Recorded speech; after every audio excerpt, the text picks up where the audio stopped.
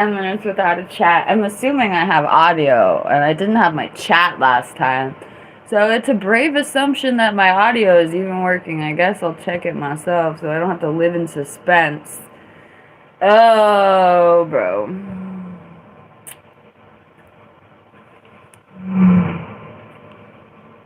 Okay, it works. So what wonderful things is the YouTube community going to say to me today? What wonderful things will we learn together? What wonderful things?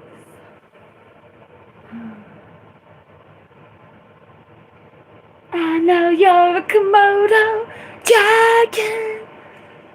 Hi, Ken and Jimmy and Surf Day. Look, I fixed my chat. If any of y'all were here with a broken chat. Hi.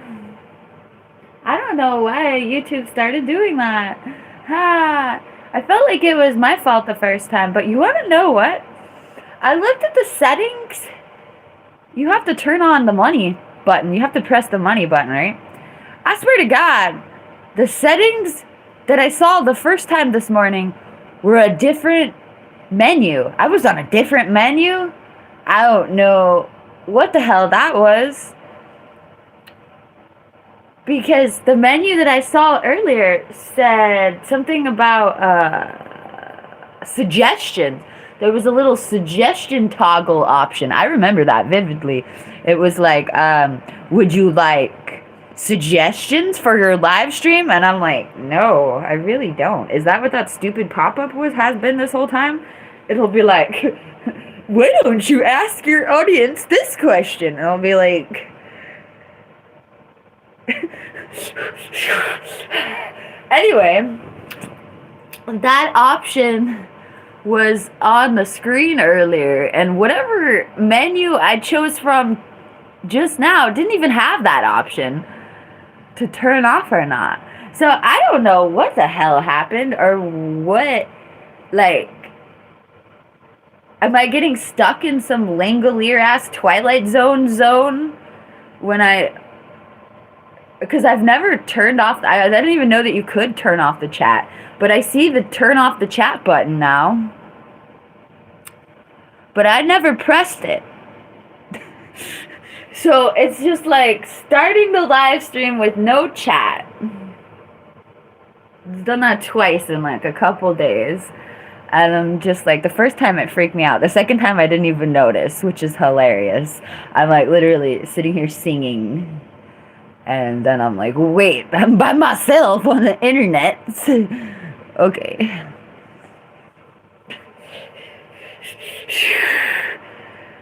Uh-huh.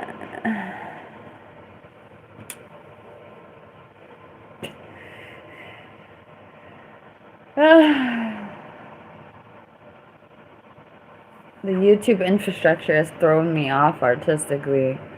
Like I logged on, I started singing. I wanted to keep singing. I had to battle with the infrastructure on YouTube. And now do I even feel like singing? No. Oh wait, yes I do. My Bluetooth is done? Okay. Oh, I know what I need. I need,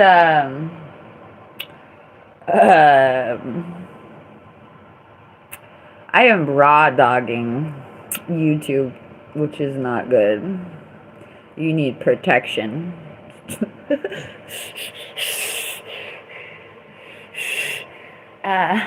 No, Michelle is not here.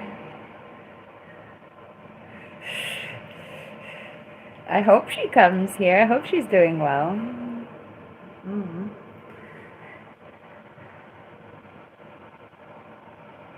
I keep on staying up too late.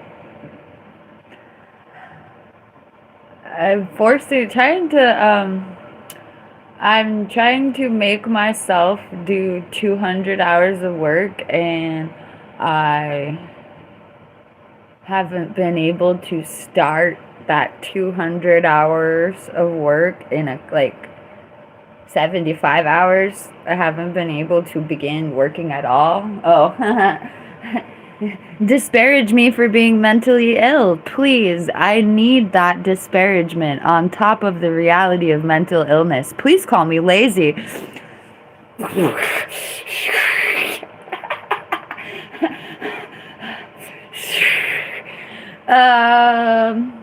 Yeah, for like 2 or 3 days in a row, I go to start work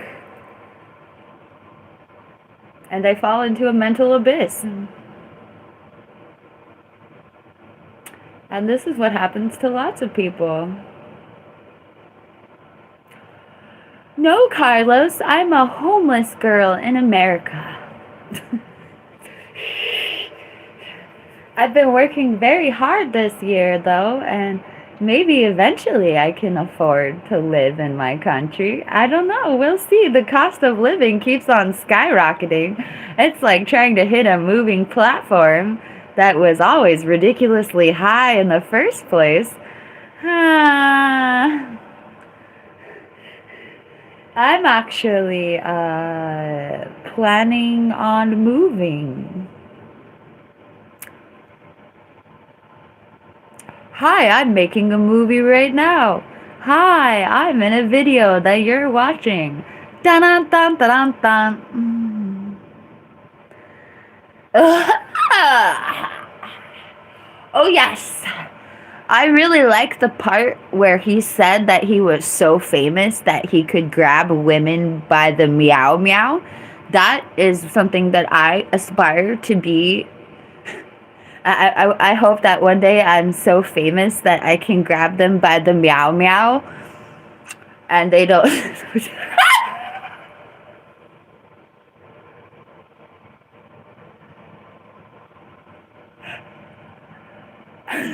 Thank you, S my G. Why wouldn't I vote for a man who brags about being so famous that he could grab women by the meow meow? Of course, that's my role model in life and my idol.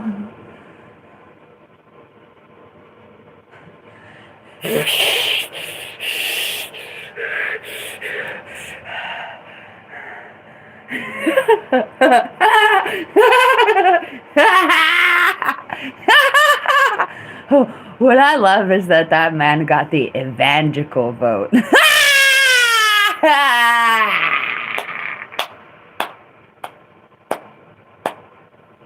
If my daughter weren't my daughter, oh boy. That's another presidential quote. Paraphrased incredibly. But what was the exact quote? You tell me. What was the exact quote? Oops, I got political.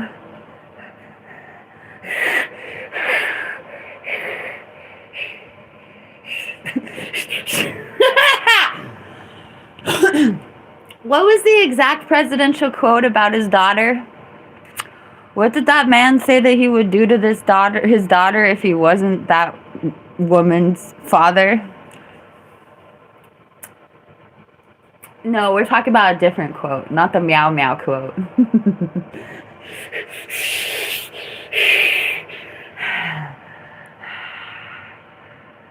Let's go get the direct quote.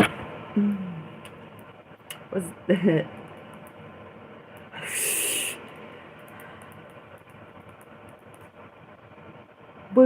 weird. Do do do do do do. In 2006, Donald Trump stated during a 2006 appearance on The View that if Ivanka were not his daughter, perhaps I'd be dating her. He said, perhaps I'd be dating my daughter if she wasn't my daughter.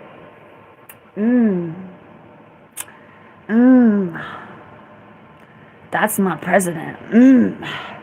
I'm sure Obama feels the same way about his daughters, and he would say it publicly. Oh, that made me feel weird.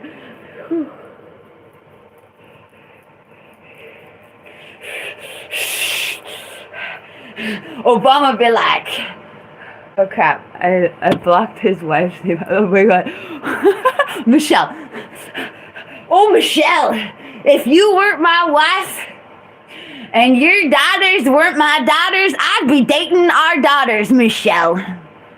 Oof, I'd trade you in for the younger model related to me if she wasn't related to me.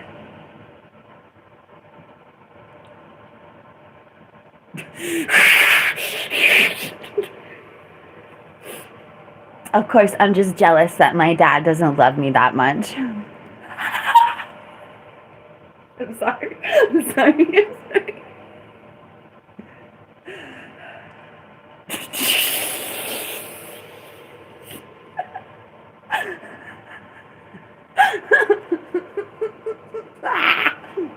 Okay, I'm joking.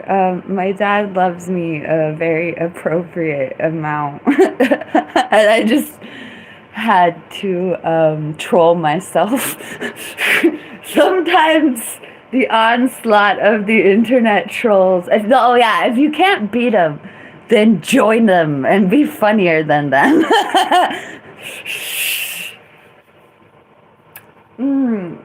Then why have we not collaborated?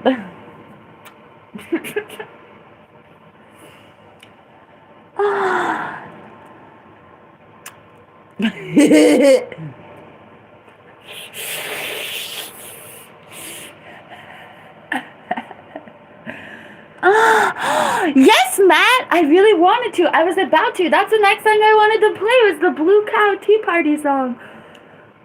But I have to pee. Oh, I'm sorry. This is a conflict of interests. I have to pee and I really want to listen to that song. So we're gonna listen to this and I'll be right back. I have to use the bathroom so we can listen to that song. Why no, I'm a 36-year-old woman and I went through puberty.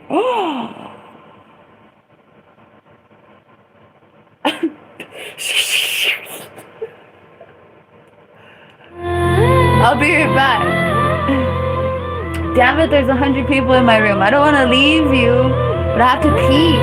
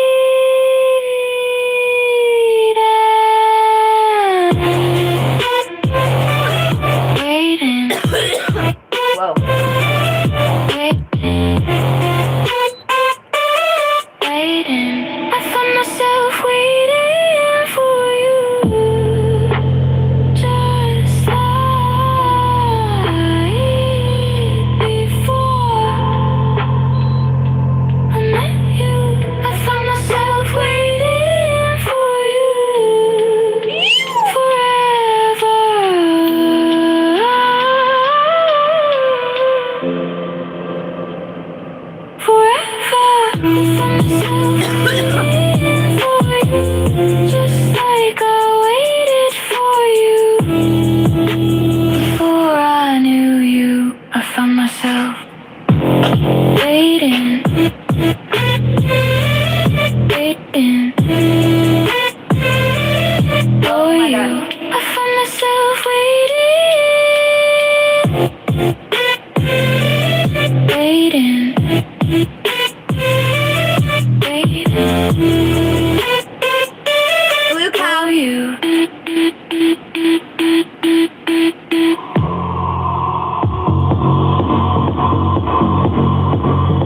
Blue cow.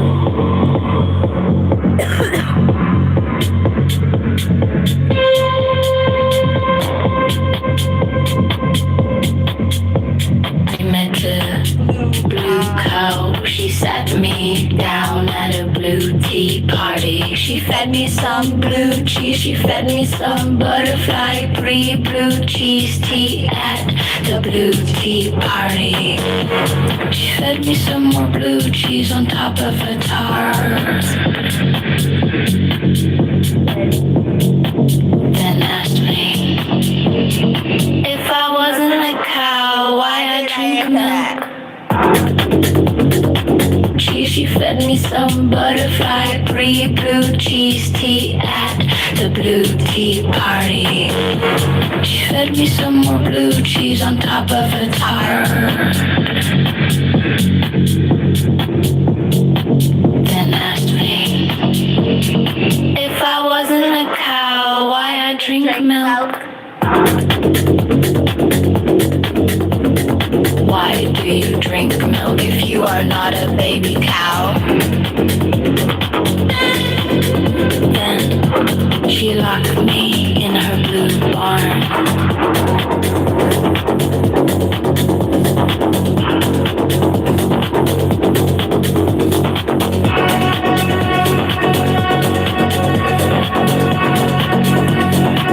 Forever, I met her.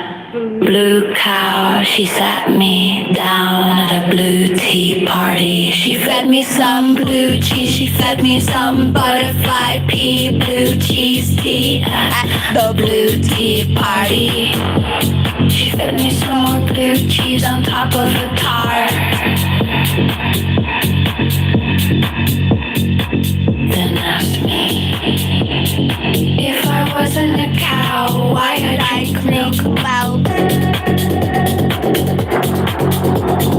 Why do you drink milk if you are not a baby cow? Then she locked me in her blue barn. Forever. Forever.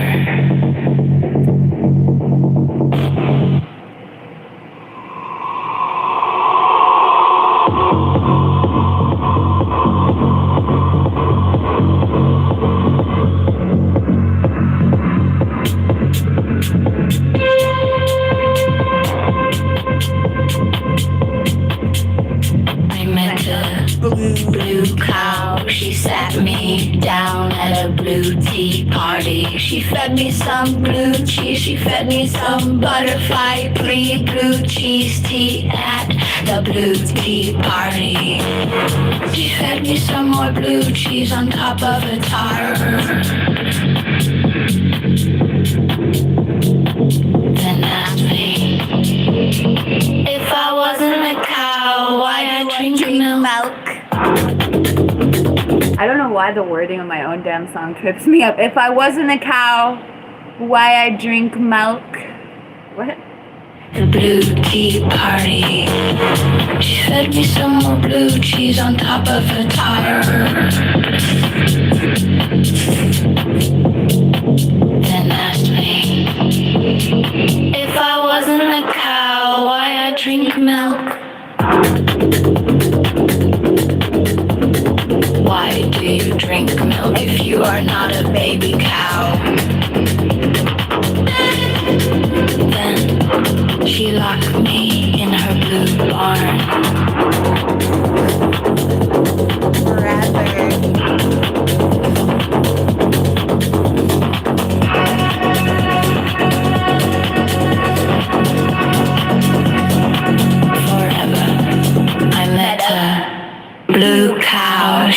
sat me down at a blue tea party. She fed me some blue cheese, she fed me some butterfly pea, blue cheese tea at the blue tea party.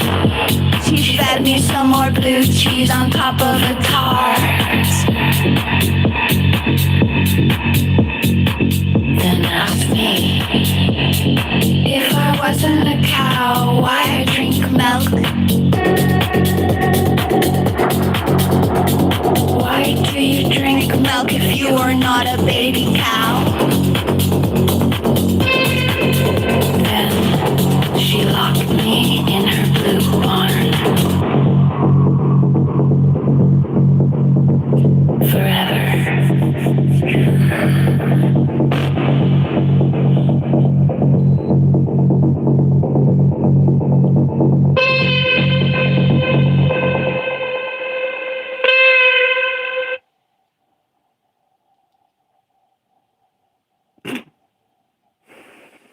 Thank you.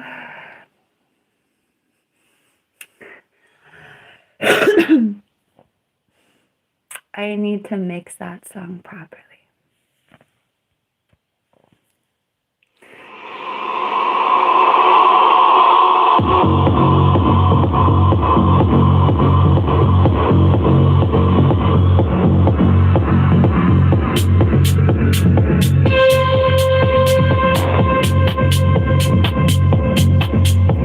I met a blue cow. She sat me down at a blue tea party. She fed me some blue cheese. She fed me some butterfly pea, blue cheese tea at the blue tea party.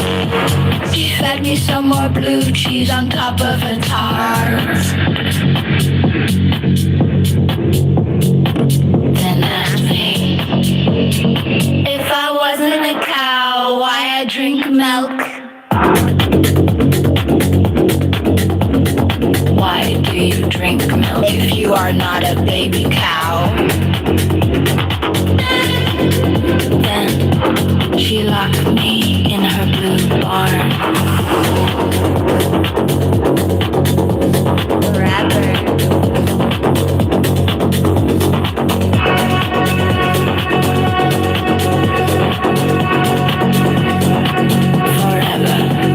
I met her blue cow. She sat me down at a blue tea party. She fed me some blue cheese. She fed me some butterfly pea, blue cheese tea at the blue tea party. She fed me some more blue cheese on top of a tart. Then asked me if I wasn't a cow, why I drink milk. If you are not a baby cow, why do you drink milk? If you are not a baby cow. Then she locked me in her blue barn. Forever.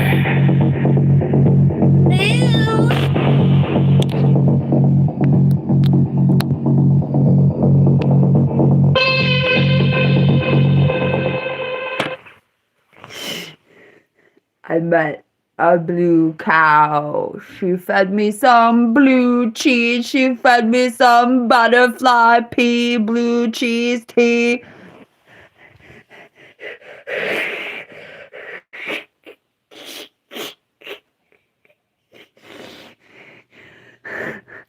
Have you ever had butterfly pea tea?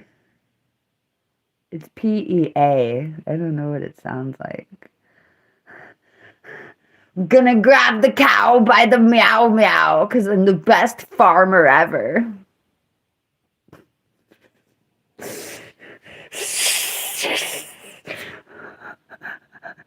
Hi, thank you for following Spotify, following me. Thank you for following me on Spotify.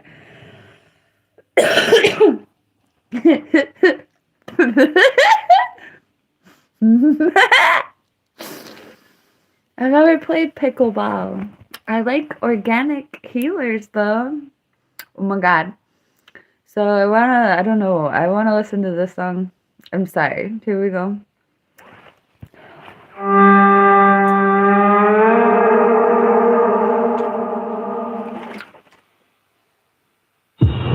My worst fear is that I am a BBC.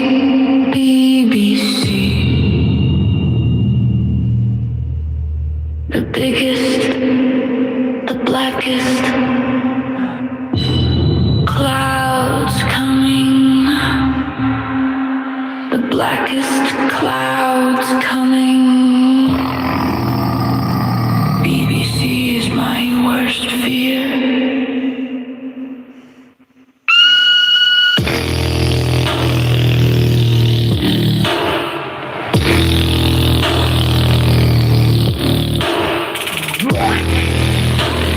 I feel my worst fear coming for me now.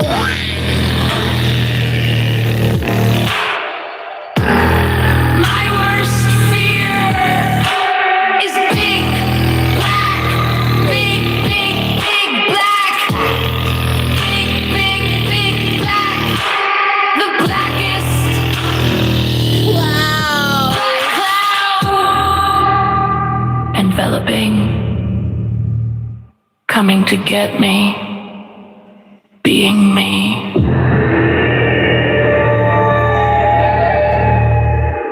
I feel the clouds coming! My worst fear is that I am a big black cloud! And I know I am! That's my worst fear!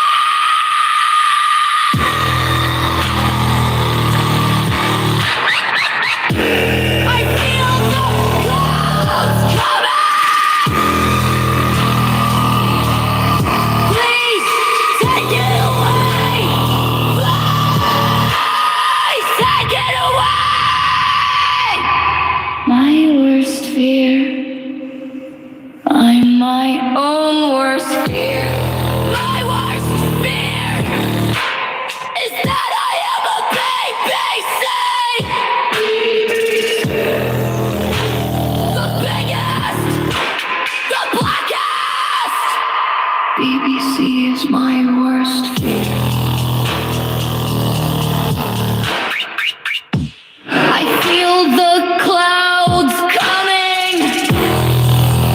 I'm scary. I'm scared.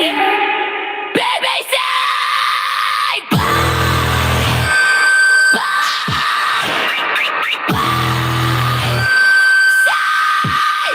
What fear?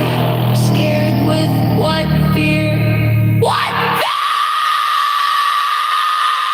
I used to have a fear of something, but I forgot. I used to have a fear of something, but I forgot.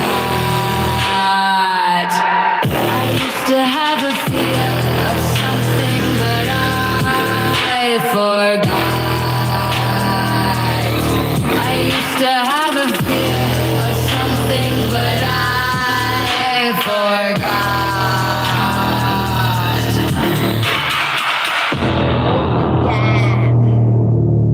Okay, so this song has been evolving.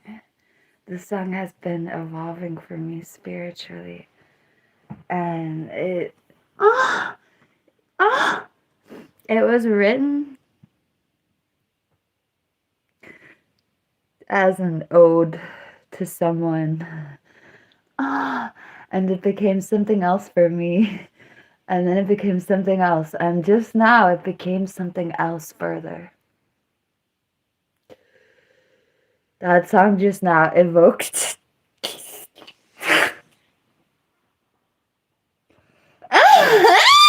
say evoked what it is to be one with all of there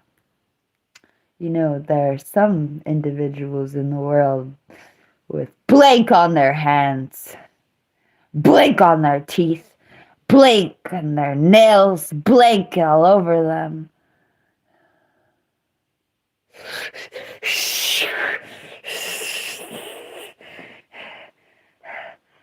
And you're equal with the...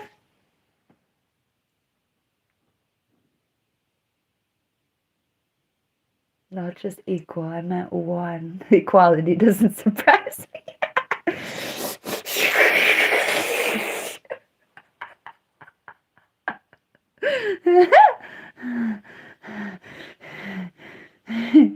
Squee.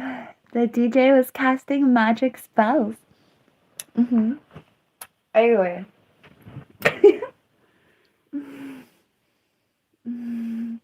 Aviarash Navi. Hi, Dick. We were just listening to My Worst Fear is BBC. And then I was talking about my feelings in this song having evolved rapidly and repeatedly. This time, the song evoked a feeling of being one with the warlords.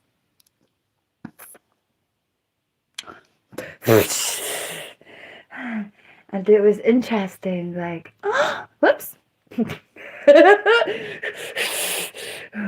Interesting, like,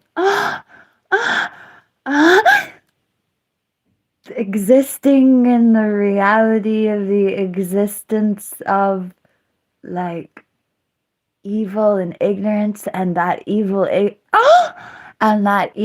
ignorance being the definition of what you are, like, metaphysically, and in addition to everything else. Like, for every evil and ignorant person, is there righteous person in the light? Is it equal in this world? I hope so. I would trust it was possible. So you are the warlords dripping with blank, and you are the slain, and you are everything. What videos are you talking about, Taika?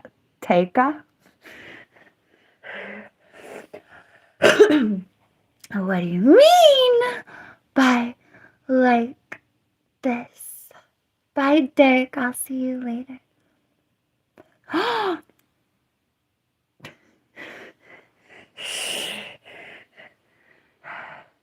already made a song about blue cheese. I'm not making another one unless you pay me.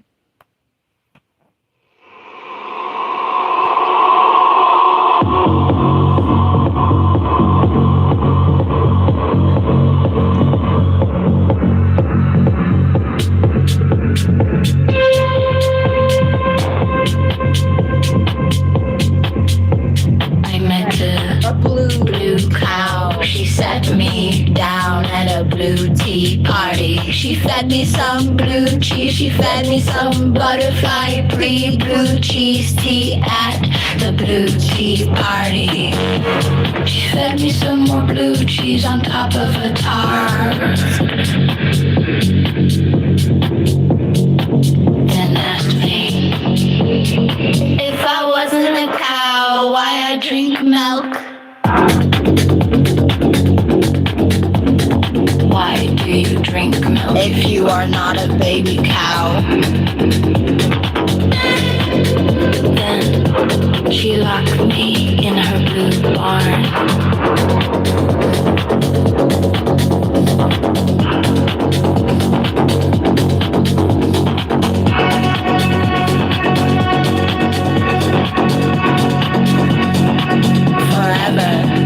I met a blue cow. She sat me down at a blue tea party. She fed me some blue cheese. She fed me some butterfly pea blue cheese tea at the blue tea party. She fed me some more blue cheese on top of a tart. Then asked me if I wasn't a cow, why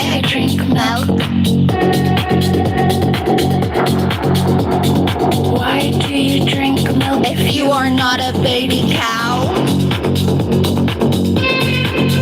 Then she locked me in her blue barn. Forever.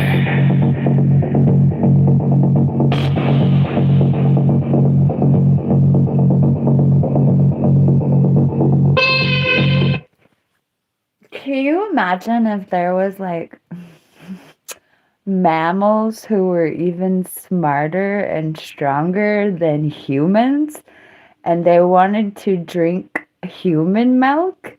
So they mass produced us and put us in barns and hooked us up to machines like the Matrix movie franchise.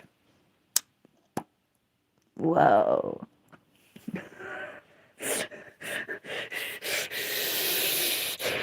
Cause like we're matrixing the cows right now, bro.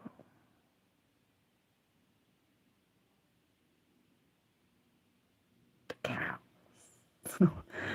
Other animals too, but especially those. Moo!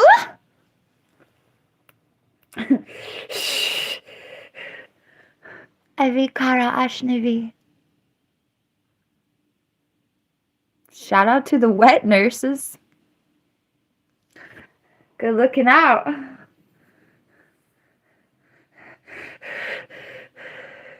For real. Hi, good morning, Michelle.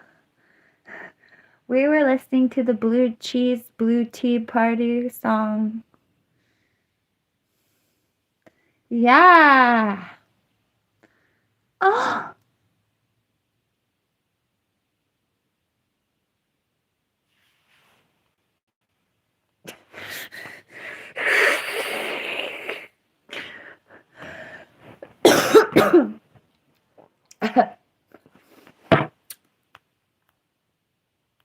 Oh.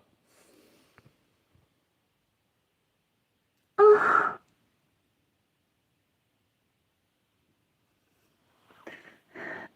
Dissociate my bleep hole.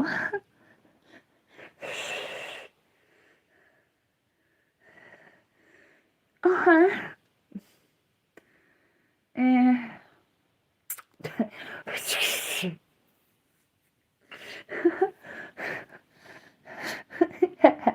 Why, welcome to my YouTube channel. I make whatever sounds I feel like making.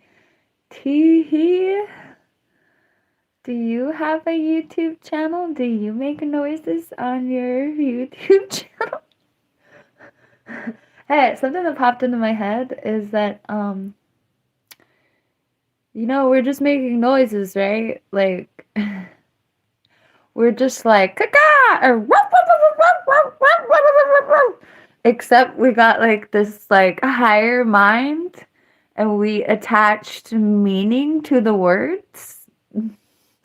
So I'm like, and you're like, oh, I know what that means. But it's still just caca, caca,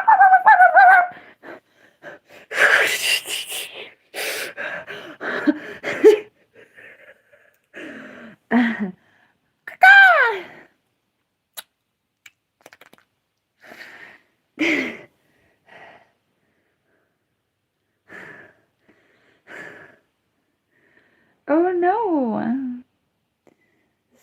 Oh no.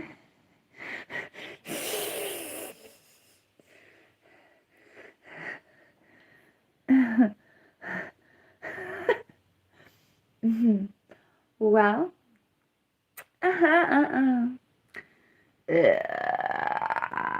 $50 and I'll put. Okay, I got. Oh no, make it $100. Screw it, I'm worth it. $100 and I'll put my hair in pigtails. I will not have fun doing it. It'll probably give me a migraine. But in capitalism, apparently, a terrible migraine that ruins your day is worth $100. Isn't capitalism fun?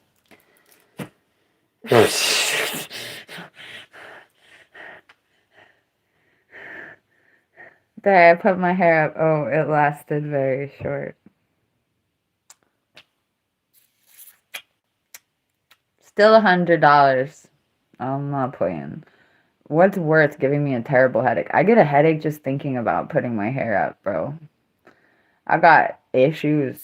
I got physical disabilities and chronic pain, and I got triggers that give me pain that I already have.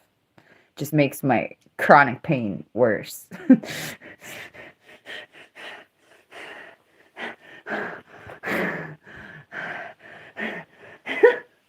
I hope everyone has a dumbass smile on their face when they talk about their chronic pain.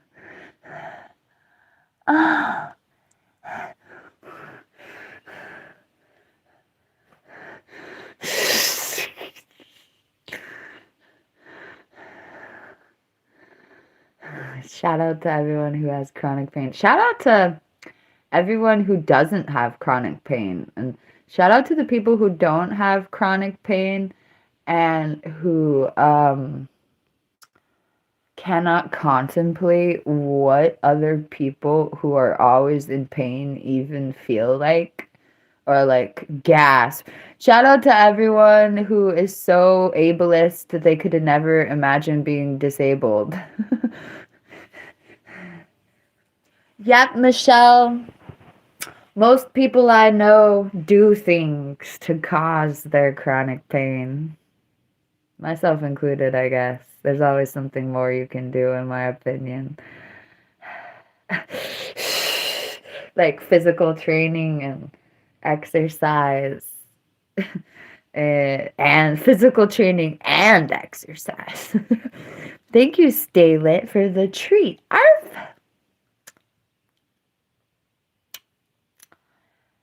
Cash me outside on the internet. How about that?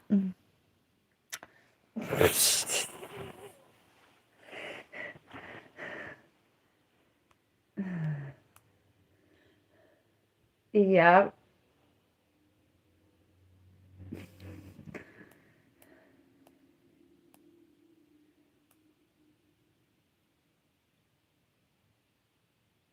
Oh, generously show. Who's complaining? I'm not complaining. Wait, what was I just saying? Somebody just said, share your everything for free and then complain. I'm chilling. I'm generous with my everything and I don't have a complaint with that. Taking advantage of me? The hell are you talking about, Army Mike?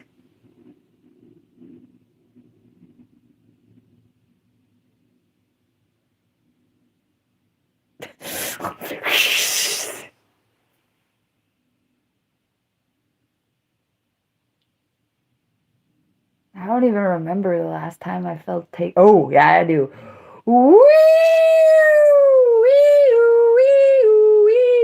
You want me Oh, I was gonna say, I don't even remember the last time I felt taken advantage of, and then I rolled back the hideous bean footage. Whew. I have never complained about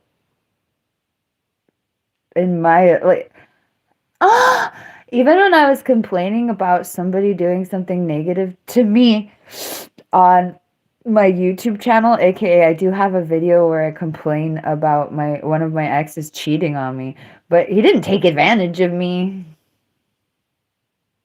He probably dumped me because he was afraid that I was just using him in some way, which was funny. Sorry.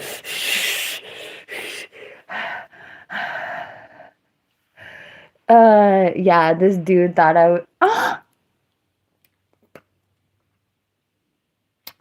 This dude said that deep down he was worried that I was just using him for resources as opposed to being madly in love with him and willing to marry him and either accidentally or on purpose have your kid. I guess that's resource, right? Your your genetic material. That's what I want from you. No, I wasn't trying to make you pay for our accidental or on purpose kid yourself. So, I don't know, bro. But, uh, I do not feel. Who the hell's taking advantage? You literally have to let people take advantage of you. My alarm bells go off like a billion. The e-girl. Wait, am I an e-girl or am I a Buddhist guru? I'm both, but that's fun. I'm a Buddhist guru, and I had an agenda the whole time. I wasn't like, oh, I want to be an e-girl. Ooh, woo. I want everyone to take care of me. Ooh, woo. No. No. Actually, I wanted to show you spiritual reality with my body. Dun, dun, dun, dun, dun. If you want to dedicate your life to the spiritual enlightenment of sentient beings, then being a cam girl is a good way to reach millions of individuals. I have millions of views across my platforms. And at the beginning of this, I asked myself, what could I do to literally, sorry, but what could I do to expose myself more than that? Like, okay, and I thought about it. I was like, okay, I want to show people God. What could I do to have the most people making eye contact with me? And it's not like this. I've been interested in this my whole life. And I did not have the self-confidence to pursue what sparked my interest from a very young age. I did not have the self-discovery necessary to deal with basically everyone else projecting their own negativity on me. In addition to my positive spiritual experiences, I find a lot of unhappy individuals. Hi.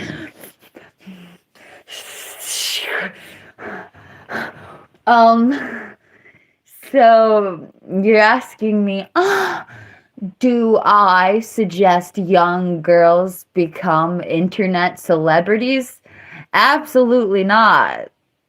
You're going to get ripped apart. You're going to get creeped out. It's like putting yourself through a bunch of horrifying things for money. And even if you think the horrifying things are fun, they chip away at your soul. Even if you're being generous and giving your soul and you know what you're doing, it still like etches away at you in a really weird way. And what really etches away at you is the way that people talk to you or the way that people demand things from you in a really bizarre context. I get hundreds of messages that are just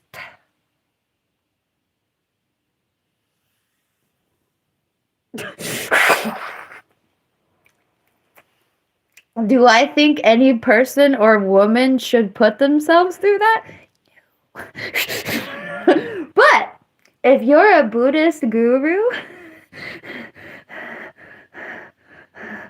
and you see the big picture like that, then it becomes it's a different picture.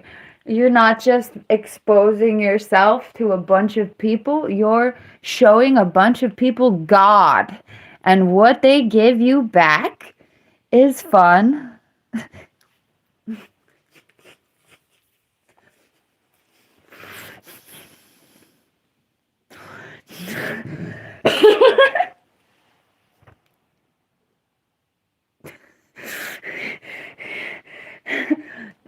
But yeah, if you had a spiritual awakening and you wanted to look millions of people in the eyes, this is a good way to do it.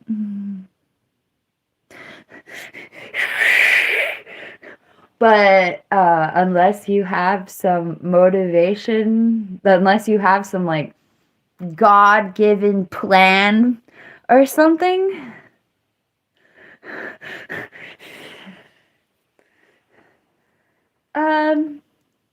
not in today's age necessarily, Thunder. Like in today's age, you can just boot up the internet machine and sit there.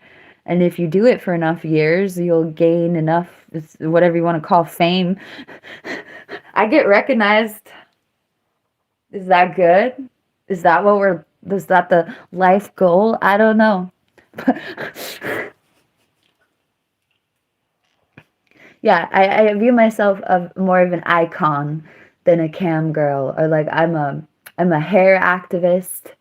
All types. Eventually I'll become a more efficient. Wait, I'll either let go or I'll become more efficient soon.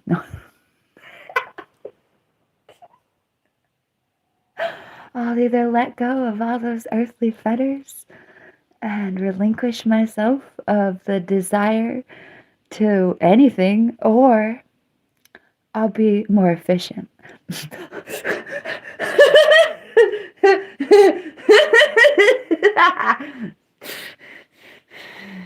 Evikara Ashnavara Inivira Vivikash.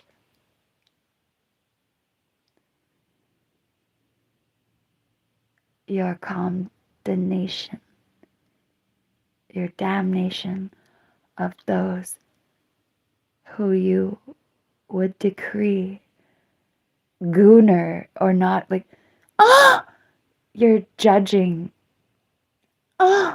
human beings based on their activities and saying based on the activities of these humans you are precluded from enlightenment. Well, I would actually tell you that there is no one path, and that which you're currently condemning is that's an energetic practice, like a mofo.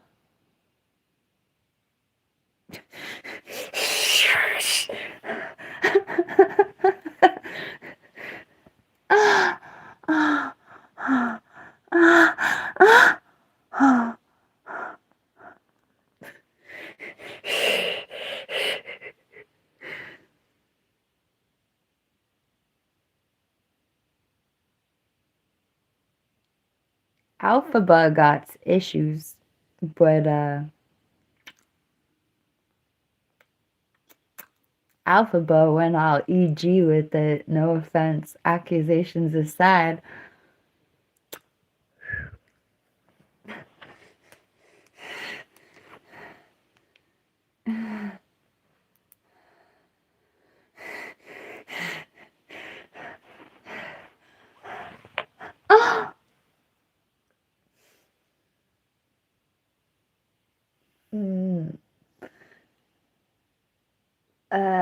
I suffer from bleepabloxiba, which is why I talk about it.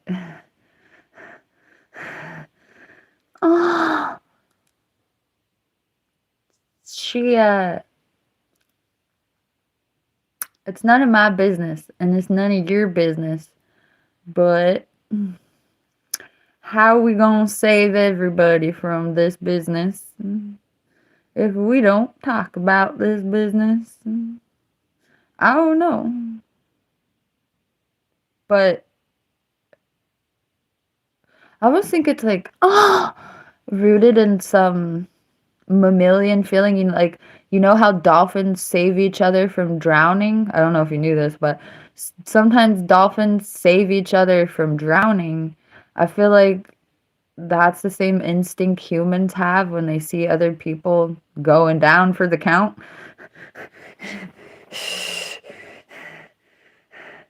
So So I feel like my will to talk about this is the same as when dolphins breathe, help other dolphins breathe, and we're trying to just save each other. But our will to talk about each other, even if we want to save each other with our words can actually like do the opposite of help.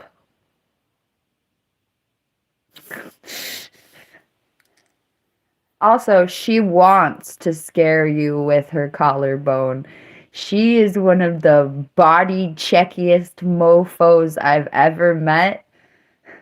And she wants to scare you with her collarbone. She wants you to talk about it.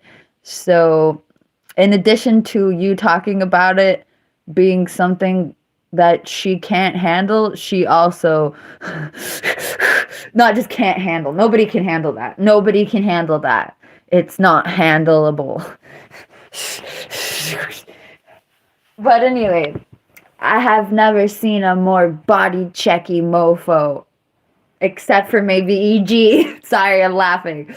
Also, I'm a body checking mofo, but maybe not here so much. But I've been there, done that. I got the old live journal account where I made the world worse, okay? I'm not talking about the one that actually comes up. I don't even want to know what's there, bro. Should I even say this? No, don't say it. Oh, God.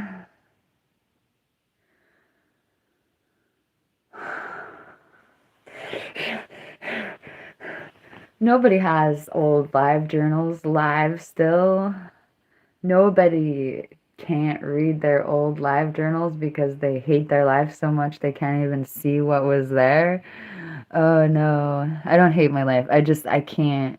I can't. It's fudging hilarious. I need to go look at it right now, actually. Let's go.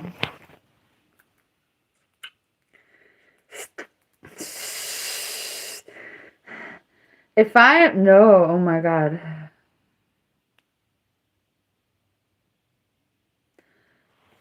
I had a journal where I would specifically only talk about my mother, and I had the R word in this account. Like, the R word was in the username. Bro.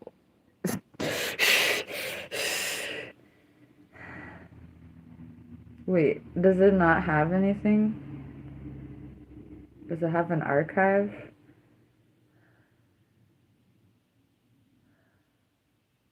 Oh my fudge, bro.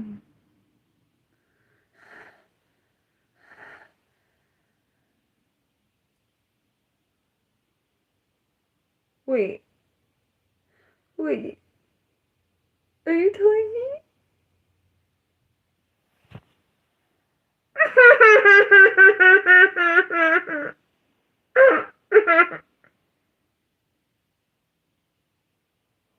I'm sorry.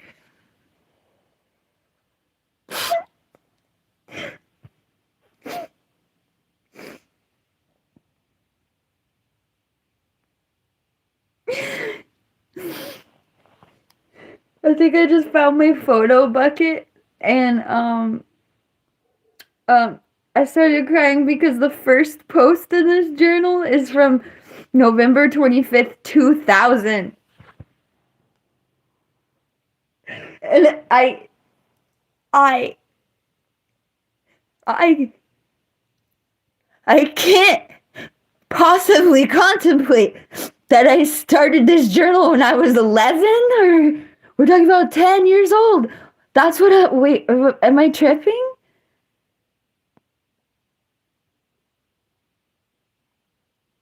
If I was born in 1989 and I'm looking at a journal from the year 2000, then I was 11 years old.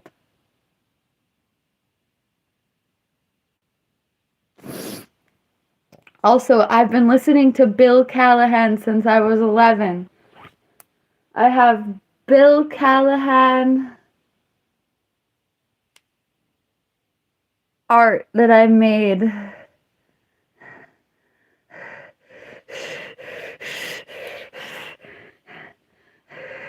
We can, this is what the text is, a song by Smog. It says, we can continually sink into each other, just deep enough to rip out a bit more blank when we move away. A scarf of skin trailing out behind.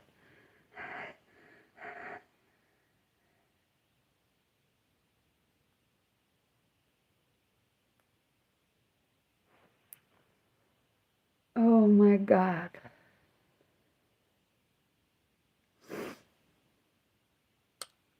Maybe I'm lying. I'm confused.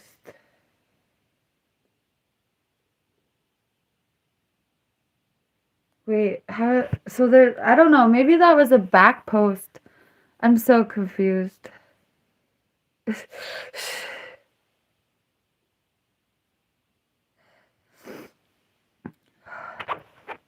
Oh my gosh. Oh, wait. Let's go in the archive. Maybe.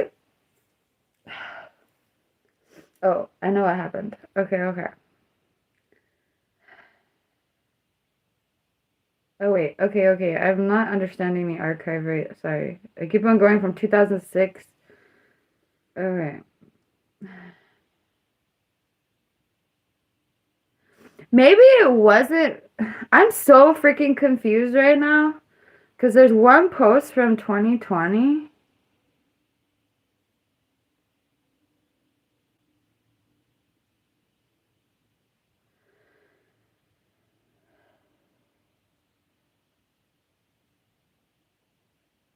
I don't know if that was backdated or what.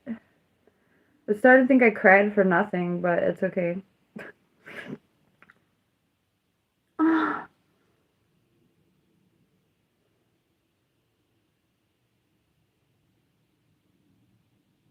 don't know if this archive isn't working. I don't know how it's showing me one in 2020, and now it's the one in 2009.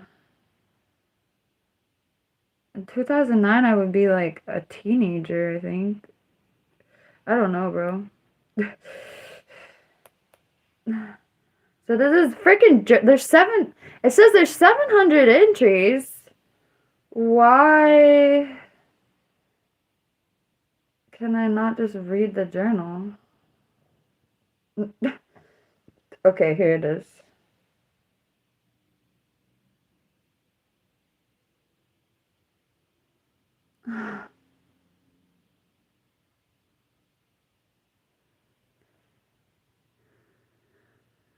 Oh my God, this journal is fun when I'm a Christian. That's fun.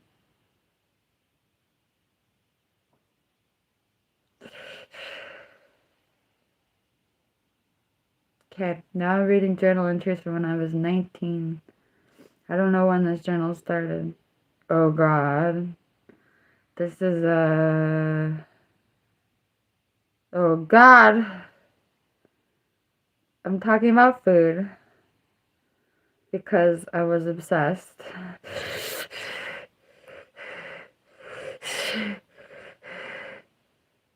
Okay. Oh my God, I'm talking about weighing 130 pounds. That's cute. Do do do do do do do. I don't know why I can't. Okay, let's go back to the freaking archive. Let's look at the 2009 archive. I don't know why. Okay, so this should show me.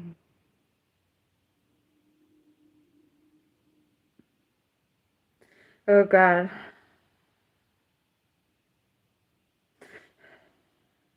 Mm-hmm. Do do do do do do. So far, I've only seen like one weird post about food.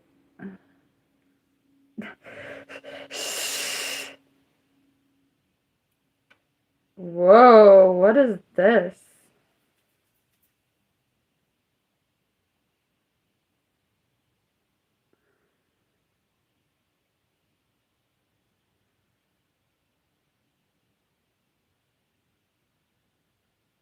There's a different journal I don't remember.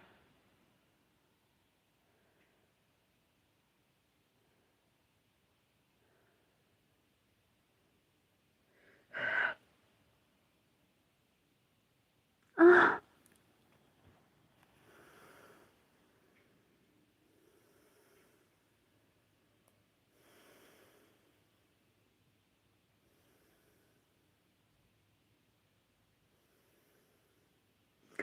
this is from March 16th, 2007. I have been telling people, oh, let me do my line breaks. I have been telling people to leave me alone and then actually leaving and discontinuing communication. And you've been laughing, smiling, exhibitionisming as well. That's the whole poem. I'm funny.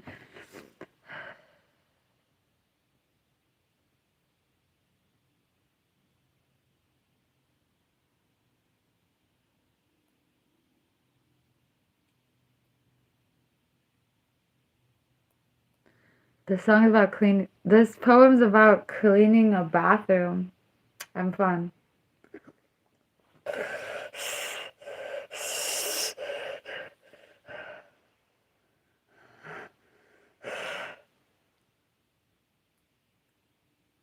Okay. Um.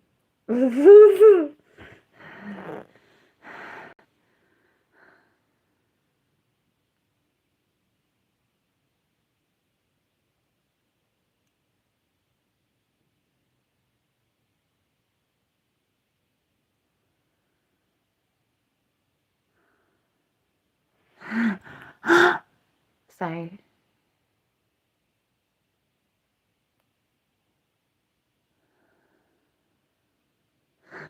You forgot your paint in his room.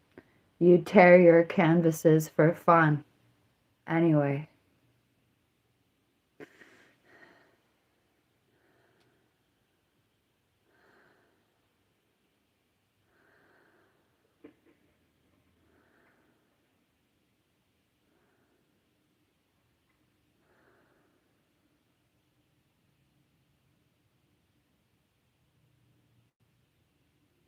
Thank you, Hannah. Good morning. I'm reading my journal from when I was.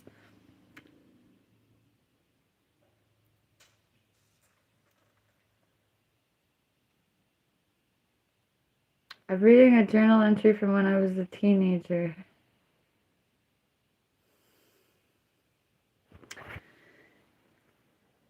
I used to spit out weird poetic sentences for funsies, apparently. And I still do that for my job today as a songwriter. Hi. It's an online journal. I think I might have started it when I was 11, but I'm not sure.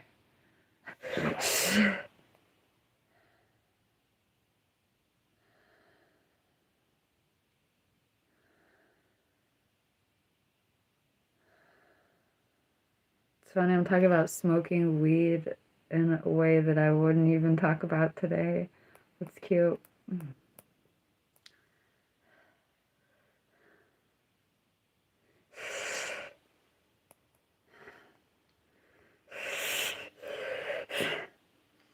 Um, well, I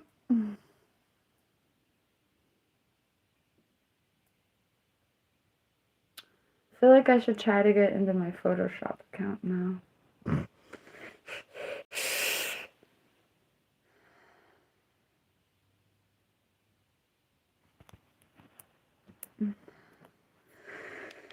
Hi.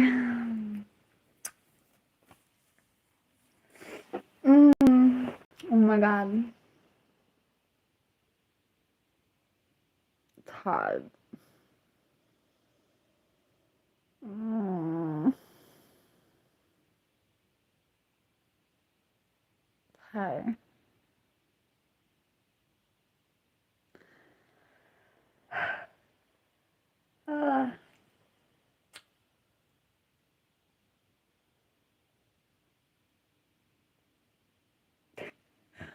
Oh God, I was such a sad teenager. I guess lots of teenagers are sad. Oh my God.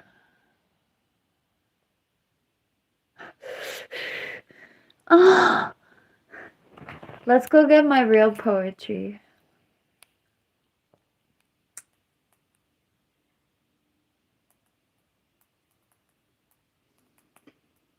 I'm pretty sure this is still up. Yep. Oh, we got. Oh yes. Thank you, Army Mike. Oh, let me proofread this. Okay. Here's a poem I wrote in 2005.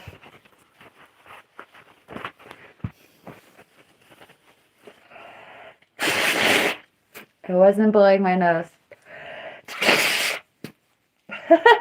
Give me a moment. I have to prepare. I haven't read this poem in over a decade, probably, if not more.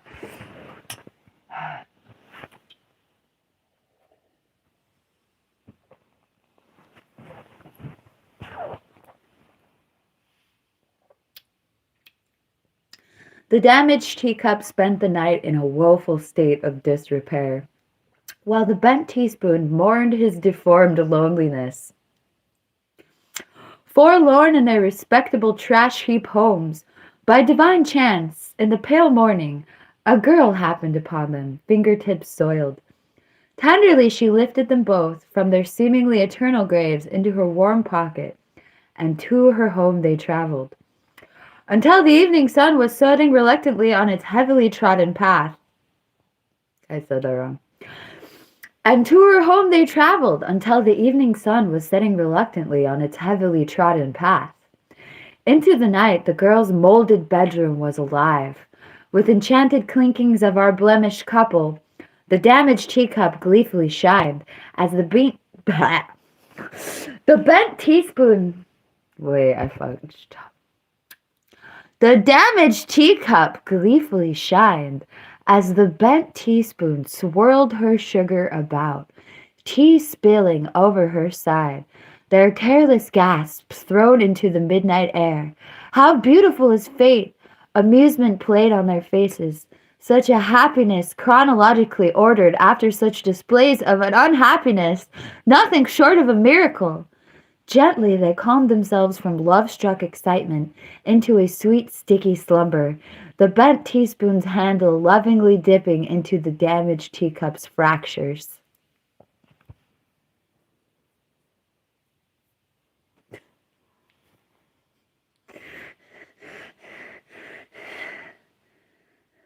Boring! Well, I don't know what you expect from a 15-year-old. That's heavily trodden path.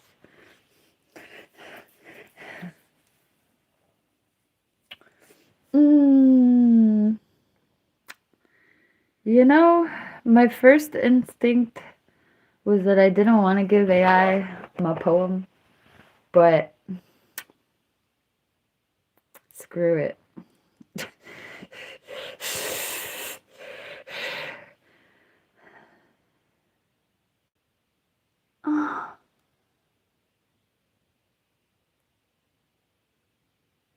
Oh my God. This is intense.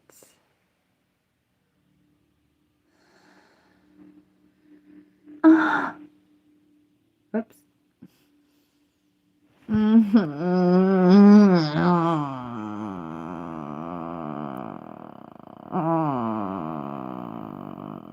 Thank you, Ace. Oh. Nope. Okay, Hannah. I scrolled up into oblivion and I didn't find it. I found Ace's super chat. Thank you, Ace. I found... Why do you do this to me?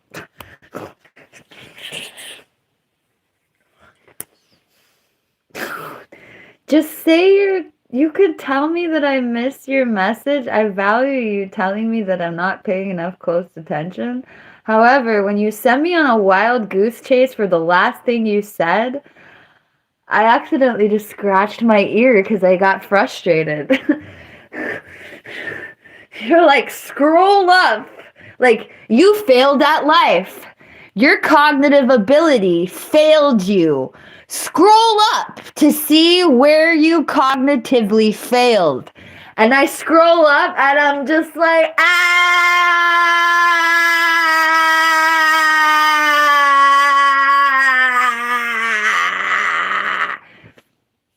I never got there. You're like, scroll up for my last comment. And I'm scrolling. I'm scrolling. I'm scrolling. I'm scrolling. I'm scrolling. Did your last comment get hidden, bro? I'm scrolling. I'm still scrolling. Okay. You. Hannah, did you tell me to scroll up so you could tell me that you were in the shower? Was that it?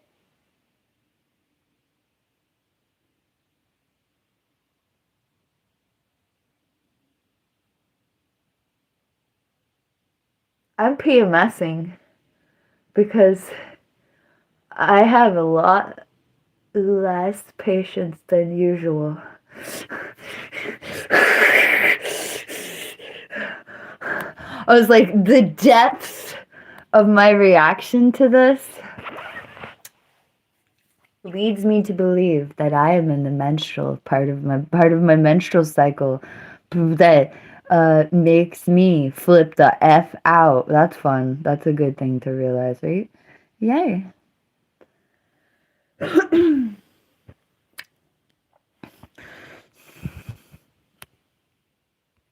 I still don't know.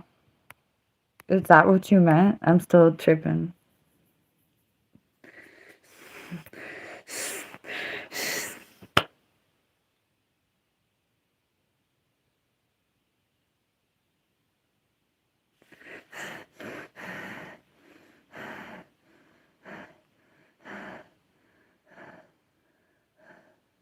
Oh, sorry if I offended you, Hannah. I am fun. Multiple people do this to me, however, so you're not the only one that has done this to me. It would be fine if I could scroll up and actually like I have schizophrenia. I'm doing well lately, but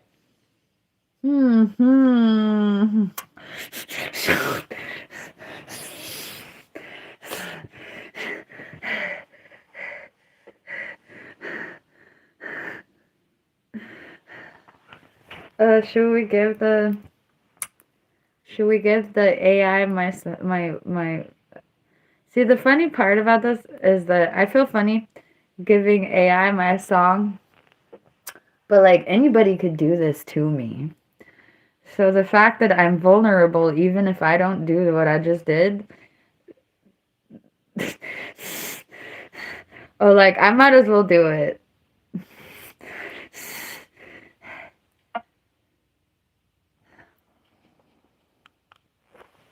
Battery 20%. Please supplement your tone. Yeah. Pixel 6. I'm a brilliant artist, and I think that this is the way to get tips.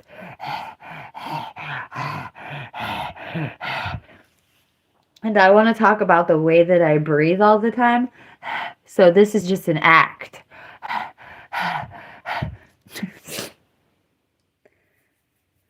Yeah, the best personality quirk that I could come up with.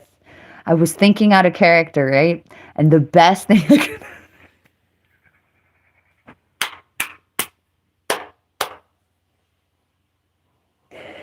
I was thinking about a character to be, right? I was going to recreate my personality, right? And I thought to myself, what would get me paid the most? And I thought, this is going to work great.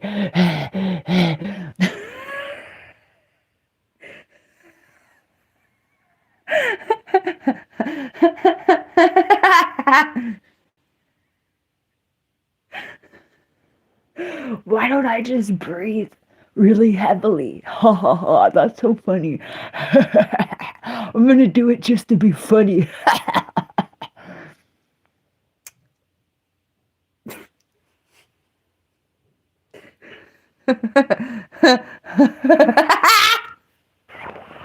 Bro, do you see my cute little nose? Do you see my boogers? That wasn't what I was trying to show you.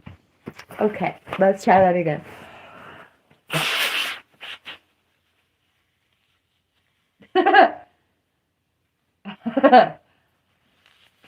Okay, let's try that again.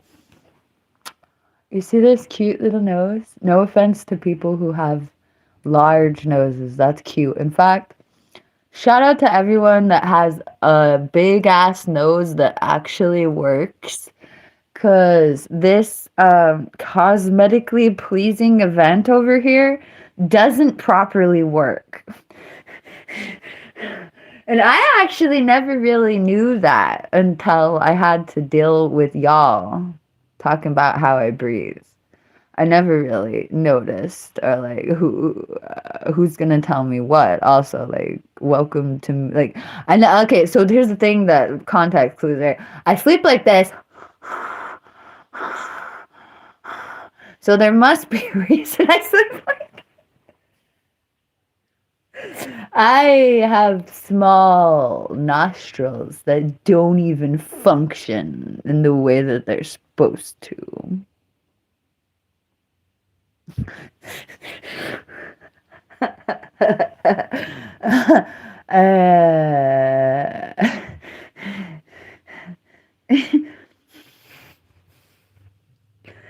So yeah. Also, I think I feel more than the average person. Like I am feeling more sensations than average people as they experience their lives. And so a lot of times when I'm breathing hard, I'm having some kind of emotional trigger. And I've actually experienced like breathing more or less normally and then having somebody say something crazy to me and I like start breathing differently because it's like an energetic response or like you ruffled my feathers metaphysically or something. Also, part of my laughter is breathing. Like I have a laugh that's just like or something. But I ask you, how would people act if there wasn't a bunch of bunk ass haters talking crap? It's like, do you do everything you do because that's your personality? Or do you do everything you do because if you wanted to be yourself, people would talk mad bleep for the rest of time?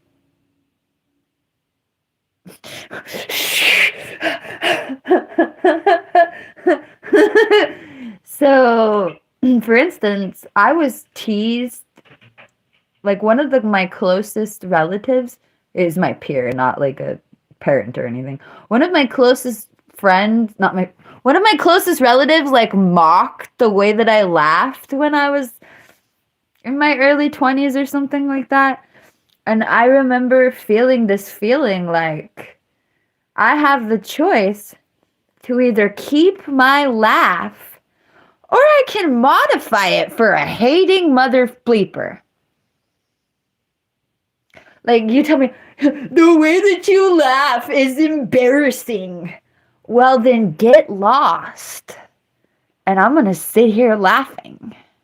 But, like, I saw it all for realsies. Like, you're going to make me timid? Mother effer?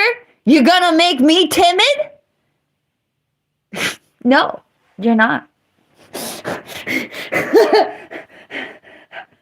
When I get the urge to laugh hard, am I gonna think, oh, if I laugh so hard, I'll look ugly or be embarrassing?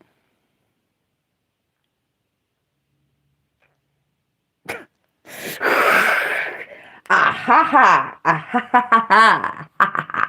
Ha ha ha!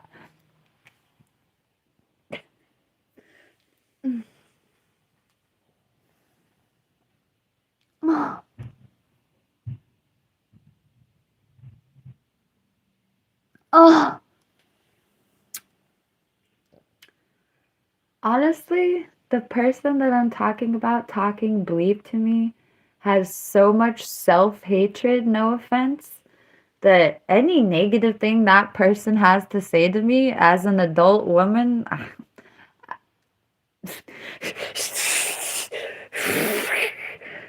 like, you hate me? Big surprise. You hate yourself.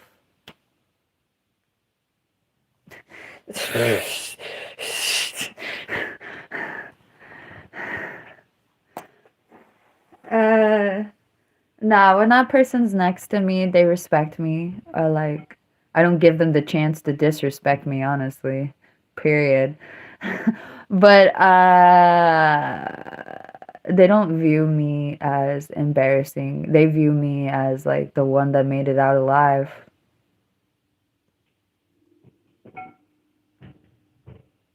when nobody else did. No offense.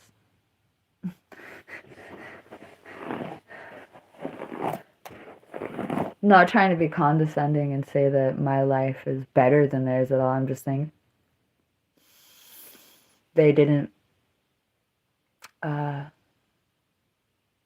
self introspect in a way required to see the big picture and how to. I'm speaking too freely, it's none of my business.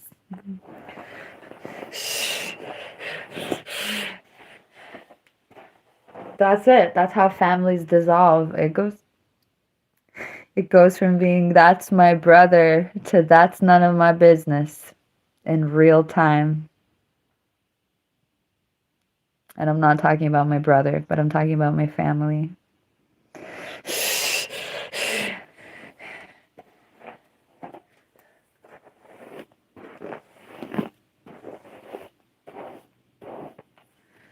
It's funny.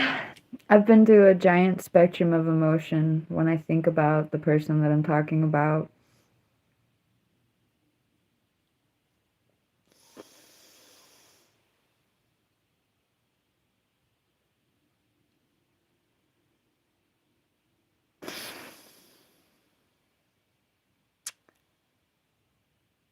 I want to make promises, but I don't want to break them. But what I do want to say is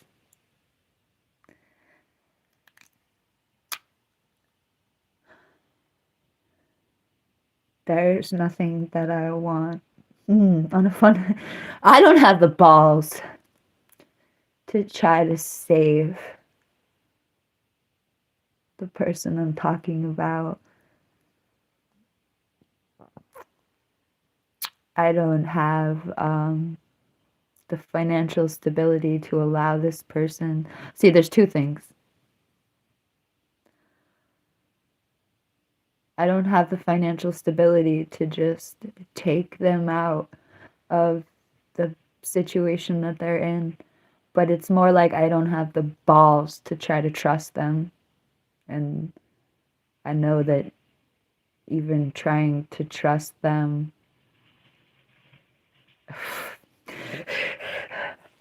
It's so funny because when I think about trying to trust them with anything, I think it's not like that. It has to be like, you have to be, I have to be strong enough for him to betray me, maybe only betray me.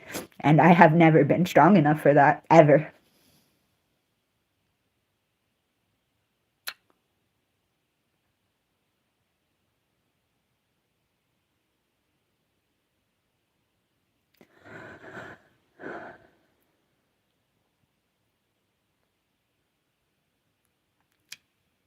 And when I think about what really needs to happen, it's not a lack of betrayal. I really just need to do it unconditionally.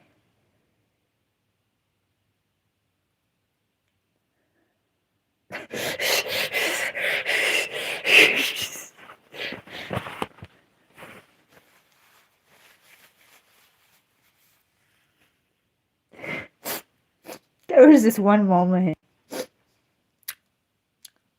like towards my rock bottomest type situation where he looked at me and he's like, and I know he was just talking crap, but he was like, when are you gonna come up?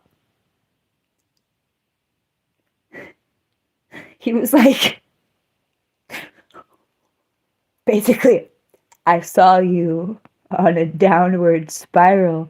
When are you going to stop your downward spiral? And when are you coming up?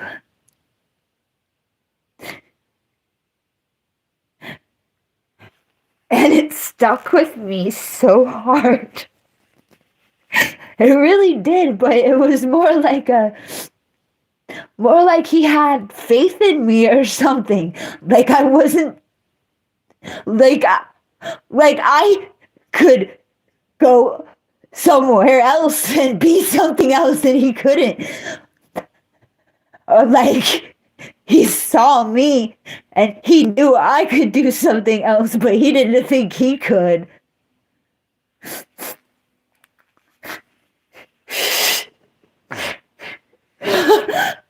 And he said, when are you gonna come up? And I went up over and over and over. I picked myself up and I went up over and over and over, but it was so messed up because it was like the moment I go up, I can't even talk to you because I'm scared of you taking me down just because I have anything.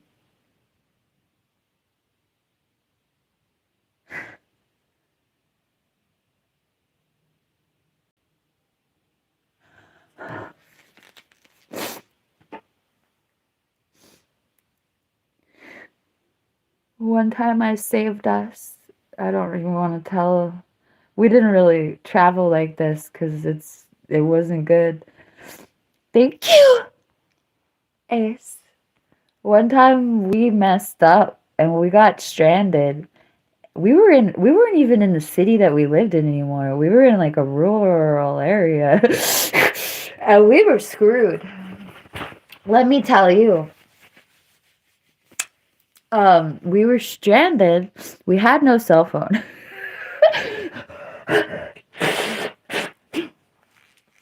It was like 3 a.m. By the grace of God, a taxi driver saw us on the side of the road and drove us to like a restaurant, like a 24-hour restaurant, thankfully. And I don't think that taxi driver picked both of us up because I'm a hot chick, period. So that was the first leg of the journey that I saved our ass. I got us a taxi ride back to somewhere with a phone. Thank you, Midura. And then at 4 or 5 a.m., I had friends that loved me enough that they would actually come get my ass at 5 or 6 a.m. So I called my friend, and not only did he pick us up in the middle of the goddamn night, it was not even morning yet, it was like 5 a.m. He drove like 20 or 30 minutes to come get us. My friend rescued us, took me to food place. My friend didn't have a lot of money, so I think my friend gave me like $10. And the person that I'm talking about going with me or whatever, first of all, I'm Captain Save-A-Bleep. I saved us. Hi, Raptory. I saved us. I got us a taxi ride to a phone. I got us a ride back into town. I got us breakfast. And this was back in the day where, like, you could get, like, a 99-cent hamburger or you could get a $4 hamburger.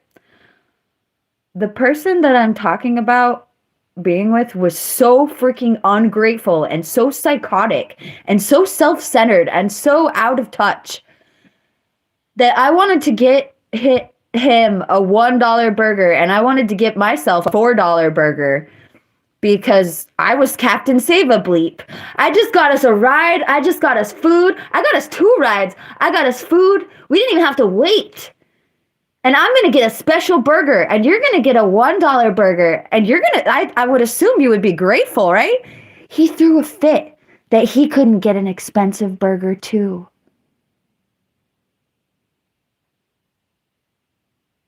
And that would have been nothing. That would have been whatever, right? He's such a brat, such an insane person. Oh my God. So I buy myself a $4 burger. I buy him a $2 burger, whatever. I have like $2.50 left over. And I told him specifically, I'm getting myself an expensive burger because I deserve it. I'm getting you a cheap burger. And the reason I'm doing this is because I want to buy fruit tomorrow. This is a story from like 10 or 15 years ago, and $2.50 at a Mexican market can buy you a crap ton of fruit, bro. You can get fruit for the whole goddamn day with $2.50. Okay? So I'm like, no, I want a fancy burger. I'm getting you a normal burger, and tomorrow we're getting fruit, okay? Not only that. So then I take him to an apartment where we can just live. So we can go to bed here. So not only did I give you 2 rides when we're trapped in a rural area, we're like 30 minutes out of town. I get us 2 rides back to town immediately before it's even like super morning. I take us to breakfast. I buy you breakfast. I save us money to have food the next day. I take you to an apartment, a perfectly fine apartment, better than where we come from, actually. I take you to a living situation better than where we come from. And we go to sleep, right? That mother bleeper stole my $2.50 and left before I woke up.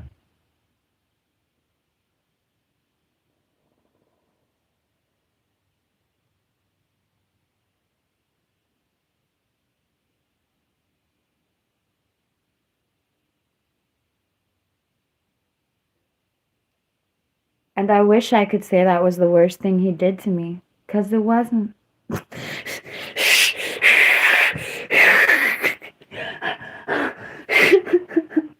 And what was the worst thing I ever did to him? Oh, I'm sorry. I'm really sorry. The worst thing that I ever did to him could almost justify everything he did to me, which I don't even know if that was ever in his mind, but that's creepy.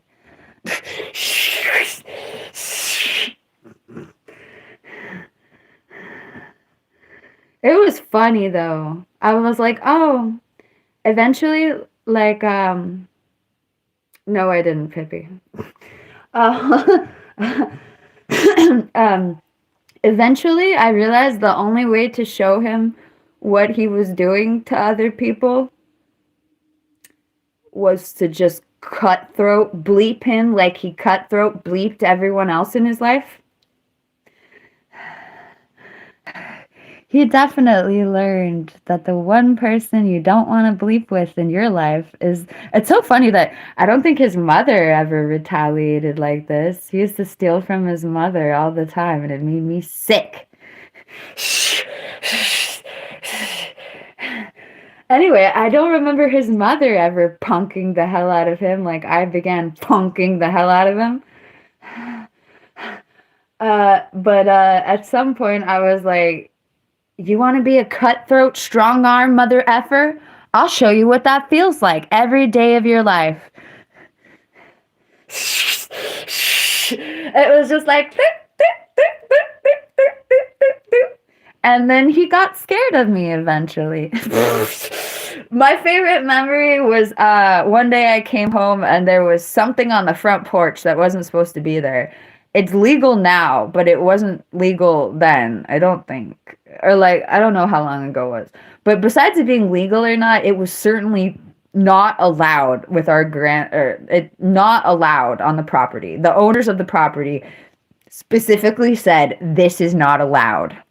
And I walked onto the property on the frickin' front porch, and there's a giant ass. And my first thought is, oh my god, he stole that from somebody. And my second thought was, well, here I go. And it's funny. I grabbed it and I walked away. I don't even know what I was going there for, but I grabbed it and I left the property and I was gone for like a week and a half. And I came back and it was so funny. I like gave it back to him. I didn't want it. I don't know. It was huge. I like pulled it out of my bag and he's like, oh, you took that? I looked everywhere for that. And I'm like, yeah, how'd it feel, mother effer? How'd it feel? Like, he really didn't suspect me at all because I was gone, right? I was gone. I come back. I don't even say hello to him. I just snatch his crap off the front porch and leave. And I don't see him again for 2 weeks. So he never even knew that I was there when he had that. So the idea that I took it did not even enter his head. How do you like it? Do you like that feeling? You bet. Ah!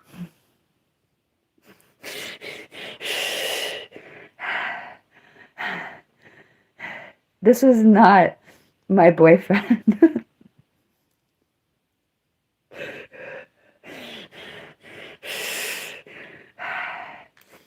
The first time my exes ever stole from me, it was over. Oh, well. I have a special place in my heart for this one dude who did a lot of weird bleep. Alright, this dude set himself on bleep. You know how some crazy people set themselves on bleep? He did that during an argument. The fact that he set himself on bleep, and that wasn't a deal breaker. Well, it kind of fundamentally was, but I mean, we were still together because I had to heal him after that, you know? But to my credit, I healed him. The pain medications they gave him at the hospital for his injuries made him infinitely worse. The hospitals made him an IV user, period. And then after that, he was not okay ever again.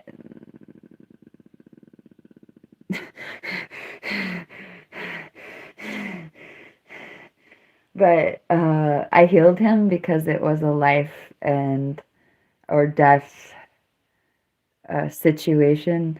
The doctor told him that he was bleeped to the bone.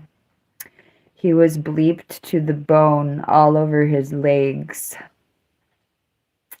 and the inside of his thighs. Bleeped to the bone. And the doctor told him that if he went with this injury back to the streets, he supported himself by dumpster diving. And the doctor told him that if he went back to the streets with this wound, that it would get infected for sure. The doctor told him there was no way that he could be homeless with this wound and it not be infected. I proved the doctor wrong. But, of course, the doctor didn't really account for some saintly 20-year-old girl supporting you and feeding you high-protein foods and doing your laundry every 48 hours and not letting you touch anything. I put this dude on a bunch of clean blankets. And, yes, there was a man who owned a strip mall next to a laundromat, and he allowed us to live on his property. And I put this person on my clean beddings. I had a bunch of blankets. I collected dumpster diving. Every time I found clean, beautiful blankets, this was before bed bugs. I wouldn't even do this anymore. Before bed bugs became such a terrible problem in my area. Anyway, I had a bunch of beautiful bedding that I had found in the dumpsters that I carried around to make me feel human while I slept. And I put this boy, man, creature, person, on the clean linens, and I washed his clothes and his beddings, like I said, every 48 hours. And he went to his hospital checkups, and we lived there until he healed, and he did not get infected at all because I'm like an amateur doctor and I know how to not die. I'm like an amateur dermatologist. Like into wound care. Isn't that fun? Anyway, I healed him, but he also, for the story, he healed me once too. He found vitamins in the dumpster that saved me from a horrific. I think I tore a ligament in my knee or something like that. I needed surgery. I never got it. Yay. Anyway, he healed me once before this. Was it before this? No. Yeah, it was. Yeah. So he had healed me once, and we had done the. He didn't do it like I did it. Oh my god, I just imagine the difference between his care versus my care. I washed all his bedding, so I didn't have a giant open wound though. Anyway. One time I told this dumb mofo, I was like, do you have clean bedding? I don't know why I trusted this dude. This dude says, yes, I have clean bedding. I go there, and he said that the clean bedding was clean from the last homeless person who brought it there. It was not even his bedding, and he had not even cleaned it. It was the last homeless person's bedding, and it was not clean.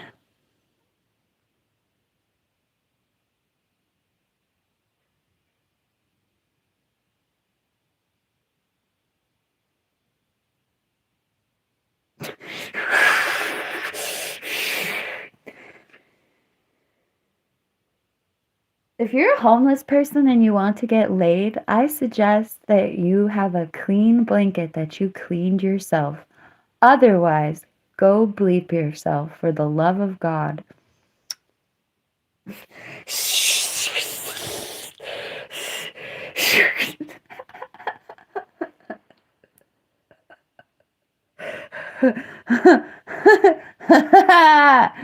Oh no.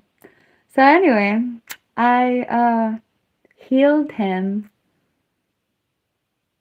and of course I interact with these psychopaths that don't really realize how beautiful and wonderful I am until it's over. That's what I love. Also, this was his first rodeo. Bless his heart. He was like only been homeless like a couple years, if that, and he had only had a couple relationships. You really don't know how good your good girlfriends are until you have a bunch of bad girlfriends.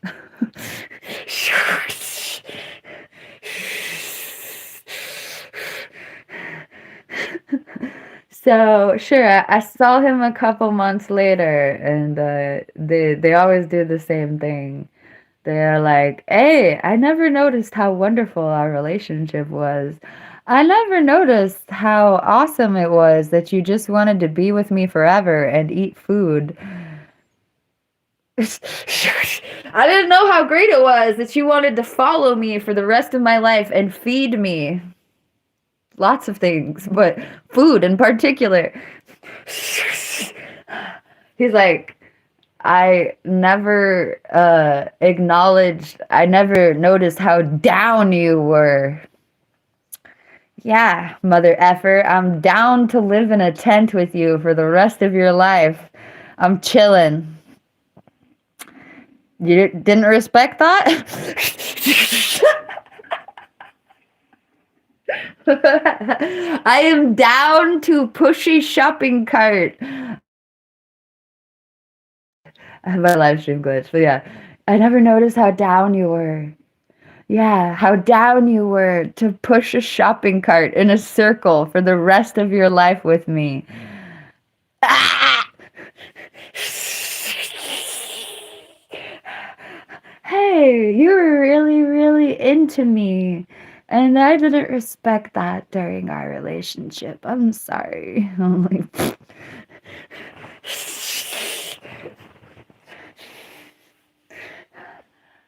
hey, when I couldn't walk, you walked before for me. When I could no longer walk, you walked for me and you carried me. I didn't know how special that was until I expected the next bleep to give a bleep, and she did not. And then I thought to myself, oh wow, you really cared about me and you were a good person, weren't you?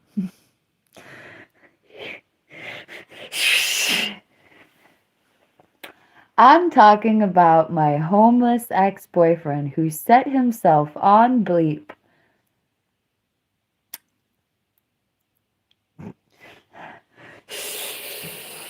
He set himself on bleep, and then he got, which degree? Is it third degree bleeps that are the worst or first degree bleeps?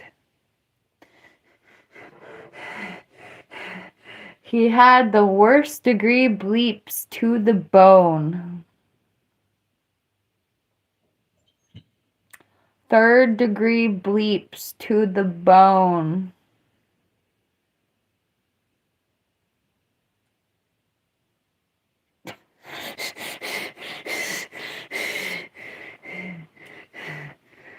Shout out to the lovely doctors that put him back together.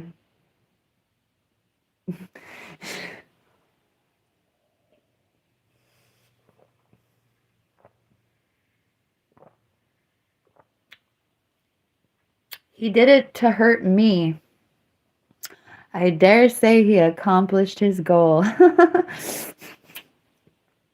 He did it to me specifically in an argument. For the record, I was not threatening to leave him, if that helps you. No, it makes it kind of worse. But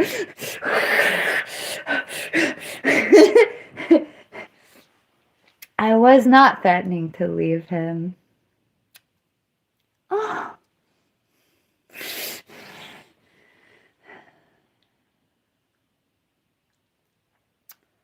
I feel the need to say that I did something first.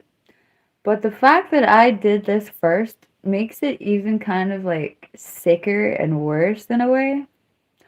Or the fact that his response to what I did was that. I love my attitude. Somebody just got racial with it.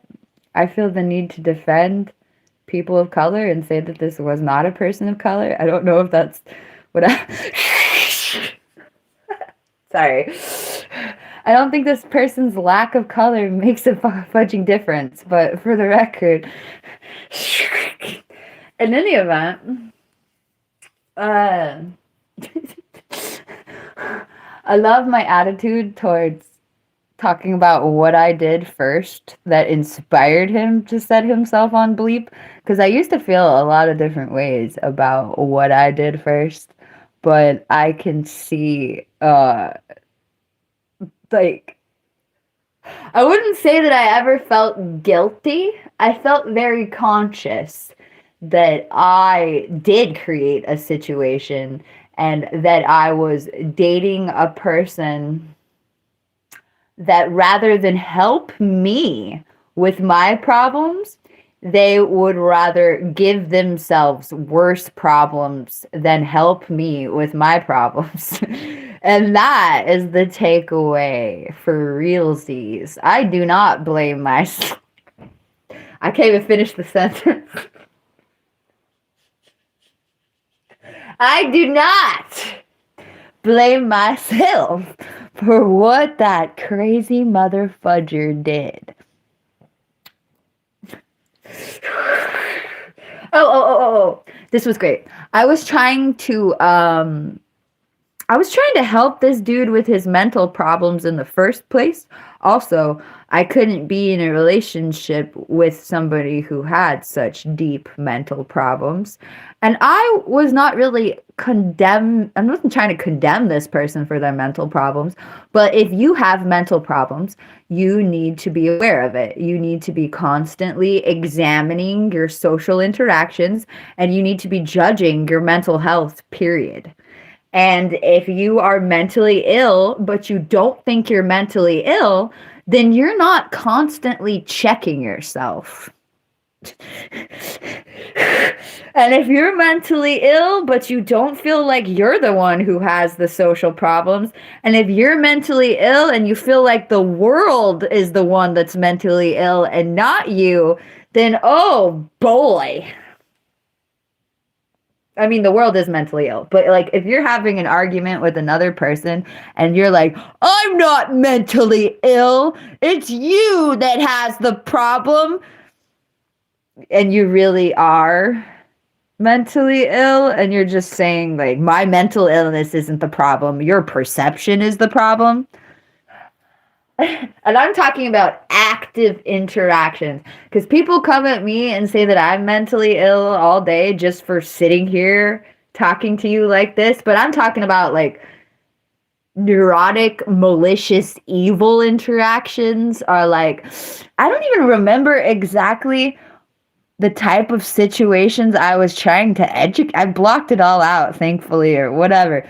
But right before this happened, I was literally trying to teach this crazy mofo that he had mental problems under the context of like, I have mental problems too.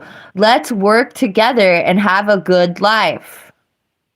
But the only way that we can do that is if we both acknowledge our problems. And he was in the I don't have a mental illness, go bleep yourself boat.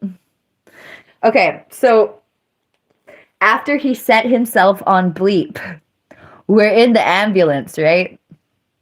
And he looks at me and he says, I believe you now.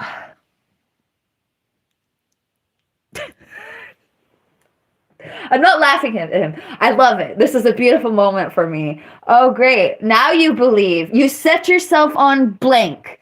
And now you believe you have mental problems.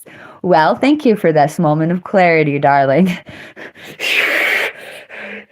And I'm like, here's your sign. Here's your sign. Here's your sign.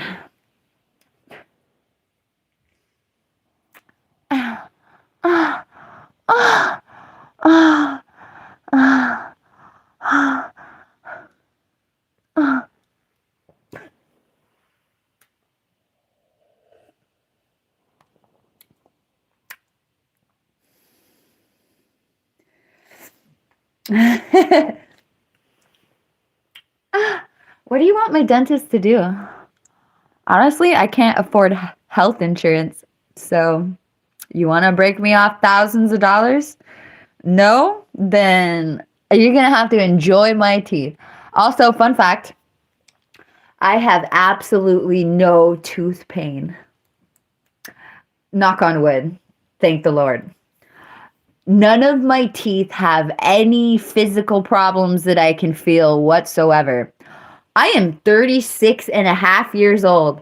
I have struggled with addiction for 16 plus years. Actually, I don't even count what my mama set me up to be addicted to. Okay, I've been struggling with addiction for 25 years. I have been homeless on and off for 10 plus years. These teeth are amazing. If you struggle with homelessness and addiction and you have all your teeth, I'm not trying to be holier than that. I'm not trying to put anybody else down, but holy crap. If you slept on the sidewalk for months of your life, like if you if you abuse substances for decades and you still have all your teeth, I don't currently abuse substances, but I will cop to it.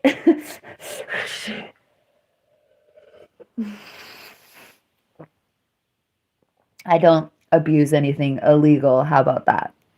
But yeah, I have absolutely no shame for my teeth.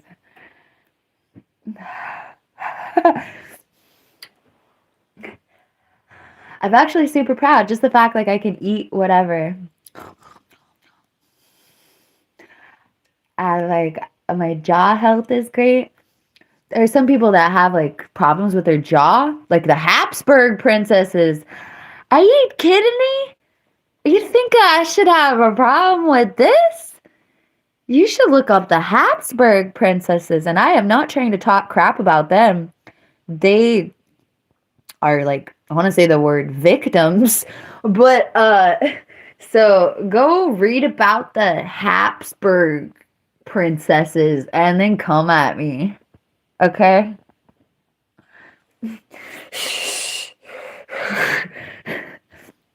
Exactly, Army Mike. So the fact that my jaw, I mean, thank you for sharing, not exactly. Like, exactly. Welcome to the plight of humanity. The fact that I got all my teeth, they don't hurt. They aren't haunting me. Like, I know a lot of people who needed to take care of their teeth and they just thought about it every day and it like ruined their life in some way and they're scared. So the fact that I took care of myself and I was brave enough to do what I had to do when I had health insurance. Also, I'm pretending. I had a bad dentist that actually is the reason that I haven't had a teeth cleaning since the pandemic. I'll just be honest. I haven't gotten my teeth cleaned since the pandemic. So if they still look like this, I'm chilling, really. I made the mistake of trusting a super elderly man in my mouth. That sounded weird. Let me rephrase that. There was a really, this dude was like 80 or 90. And if he wasn't 80 or 90, he seemed like it. And so I really didn't want to be ageist. I looked at him and I'm like, okay, when you're older, that means you have more experience. That's what I tried to go with. This dude was ranting about the receptionist while giving me a dental cleaning, and it was the most painful, horrifying thing ever. And he literally traumatized me so bad I haven't been back. I've never really told this story, but I was telling you about being proud of being brave, and then I'm like, I was brave until I trusted the wrong man, and then I was not brave after that. Sounds about right. Why are you all so racist? You know what's great? I don't even remember this dude's race. I don't want to be like one of those white people that's like, I'm colorblind, like racially. But at the same time, I look at people and I think that's a person, not that's a person of blank heritage, or that's a blank, that's what that. When I try to remember this dude, I don't remember his ethnicity at all. I just remember him being very old and very incompetent and very, like, the worst bedside manner ever. I don't hold it against him from where he was born or what kind of accent he had or anything like that. Although I will say, no, I won't.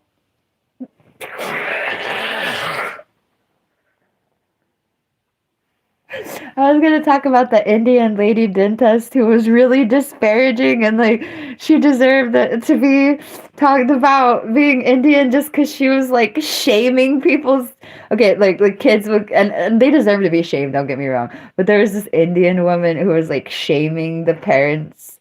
And it was so great. She was so disgusted. The disgust in her voice was palpable. Like, and I know it is disgusting when parents have children and they let the children rot out their teeth. That is spiritually and physically disgusting. That is inhumane. That is not right. But yeah, she was great. That whole clinic is screwed. It's just full of negative energy and angry people who don't want to be there. Don't you love government provided healthcare? I wish I had more. For real though.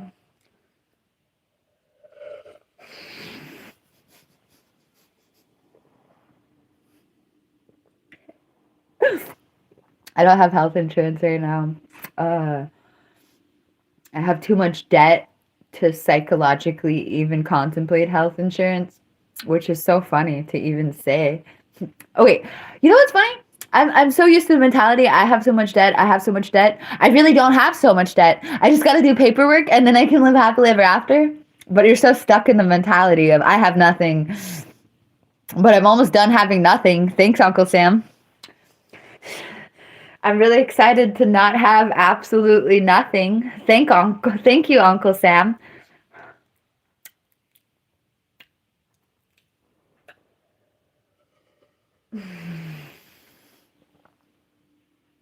It's such a funny mentality. Like, I'm in debt, so I can't do this. I'm in debt, so I can't do this. I'm in debt, so I can't do this. I'm in debt, so I can't do this. I'm in debt, so I can't do this. I'm in debt, so I can't do this. I'm in debt, so I can't even think about doing this. I'm in debt, so I can't do this. I'm in debt, so I can't do this. And then all of a sudden, I'm like, oh, we almost fixed it. It doesn't even feel like that anymore. I'm gonna cry.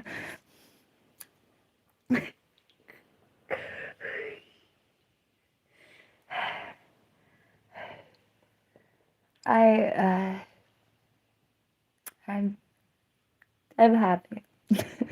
I actually have to go do laundry, and I really don't want to.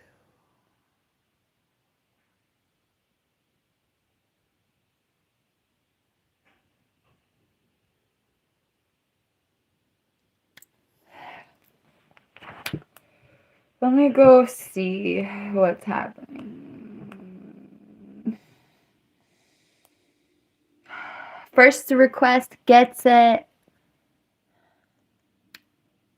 Stop telling me doomsday crap. In 2030, I'm still gonna pay taxes.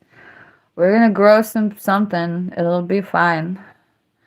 I said something. I meant like zucchini, but whatever. Float song. Okay, that sounds good. Ooh, if I can find it there. I love it when I float. I'll be right back. I have to check on my life. I love it when I float. I love it when I float.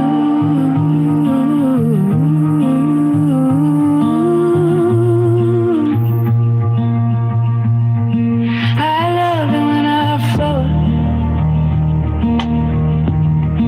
I love it when I float out of my body, out of my body when I float.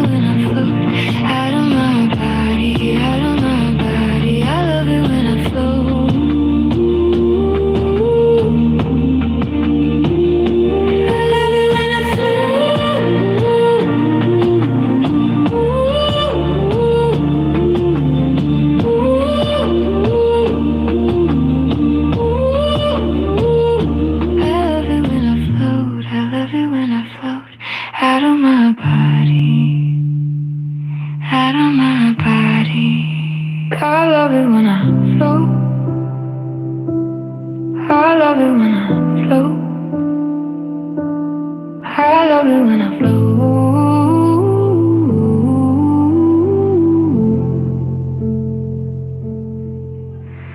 I love it when I float. I love it when I float out of my body. Out of my body.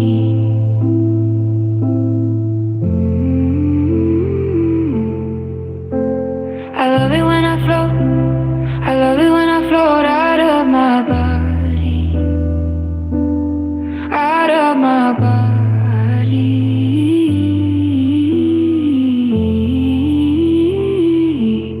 I love it when I float. I love it when I float out of my body. Out of my body.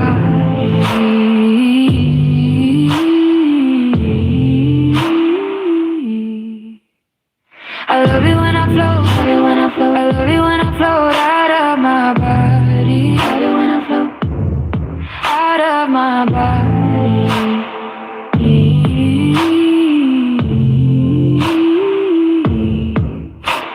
I love it when I float. I love it when I float. I love it when I float out of my body. I love it when I float out of my body.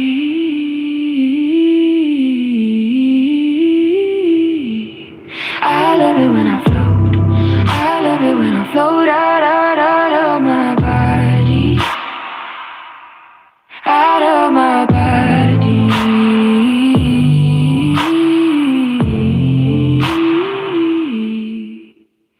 I love it when I float. I love it when I float. I love it when I float out of my body. I love it when I float out of my body.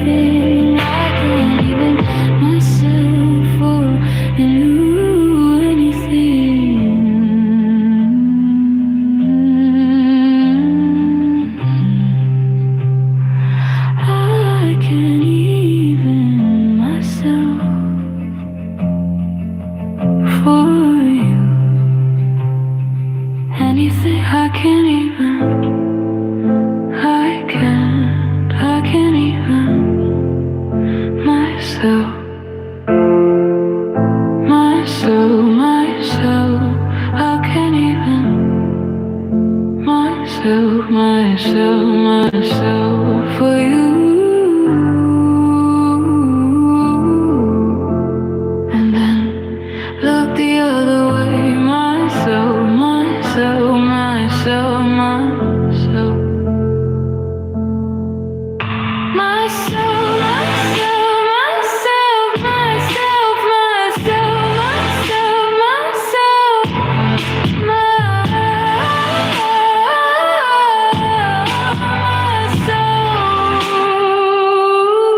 I can't even myself for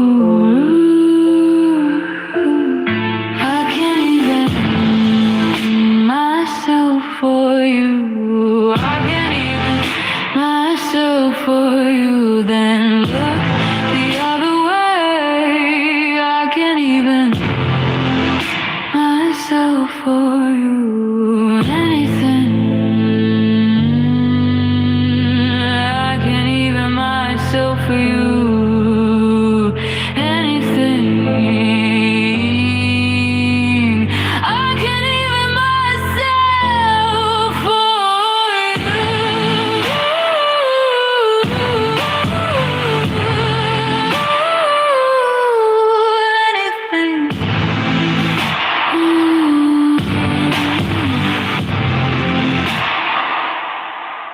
I can't even myself for you. Anything. I can't even. I can't even myself, myself, myself. I can't even myself, myself, myself.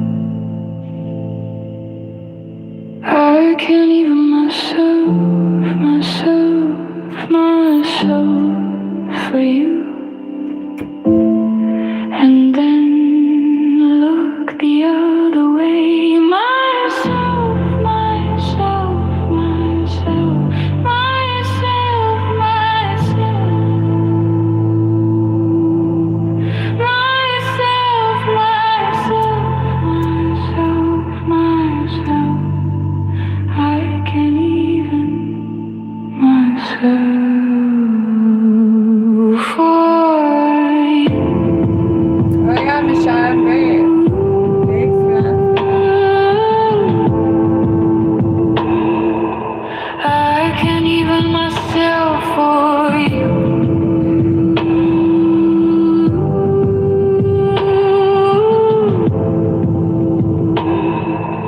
I can't even myself for you.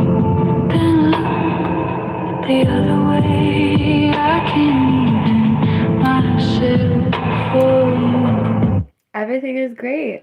I almost have plane tickets. I'm chilling. It's gonna be great.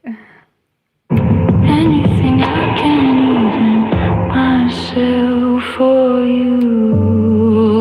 Anything I can't even myself for you. Anything I can't even myself for you. Anything I can't even myself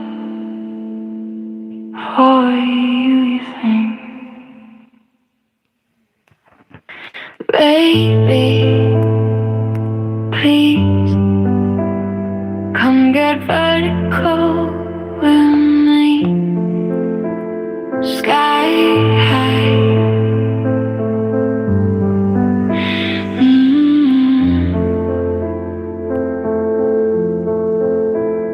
All the time, babe.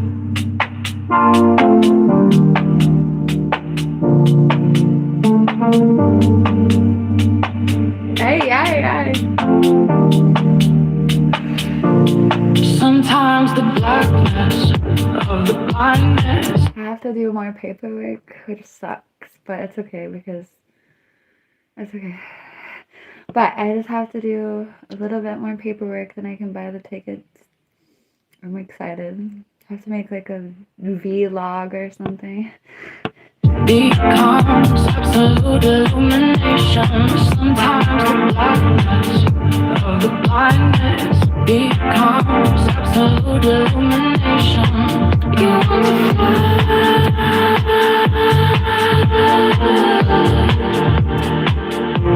but won't your wings get so tired?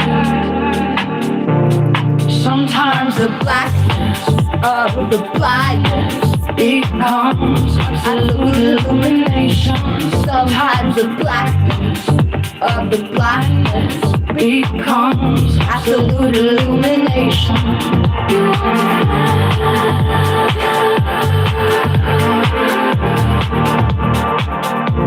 but I'm sure get so tired.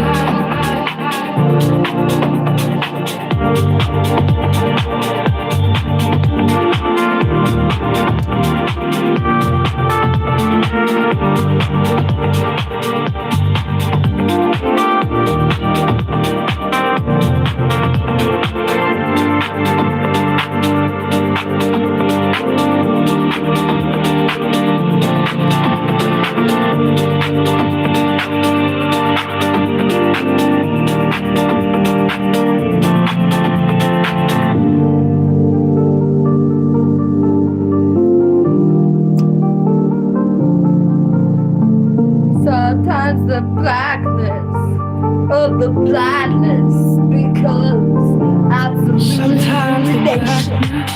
Of the blindness becomes absolute illumination. Sometimes the blackness of the blindness becomes absolute illumination. You want to fly,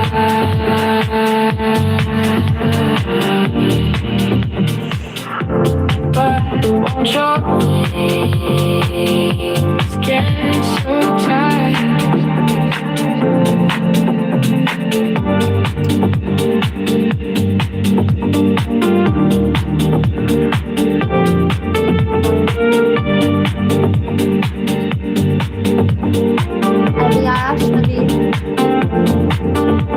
Hey, I forgot about that song.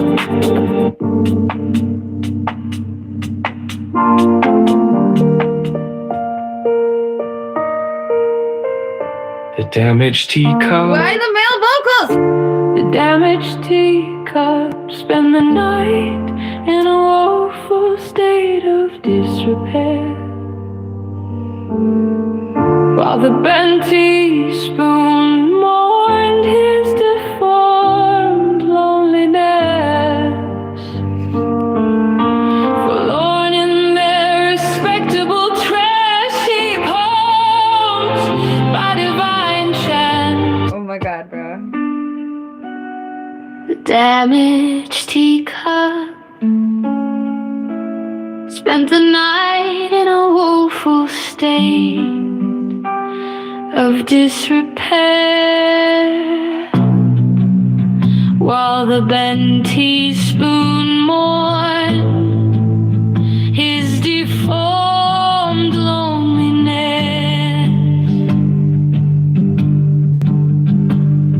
forlorn in their respectable trash heap homes by divine chance. In the pale morning, a girl happened upon them, fingertips soiled.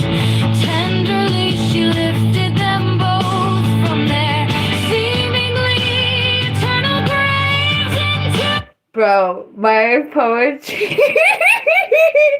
Adverb City. Oh my god.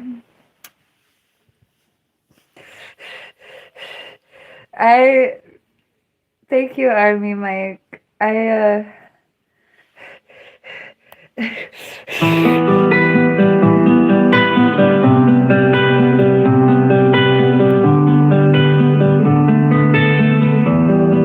me, dude. The damaged teacup spent There's a dude.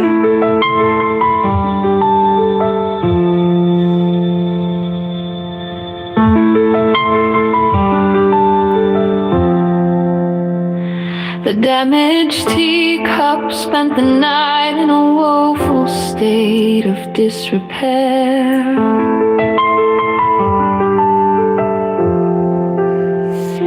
While the bent teaspoon mourned his deformed loneliness,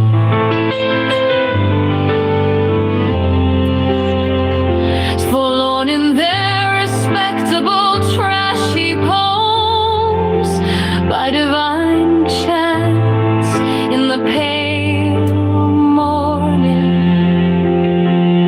a girl happened upon them, fingertips soiled. Tenderly she lifted them both from their seemingly eternal graves into her warm pockets. And to her home they traveled until the evening sun was setting reluctantly on its heavily trodden path into the night. The girl's molded bedroom was alive with enchanted clinkings of our blemished couple.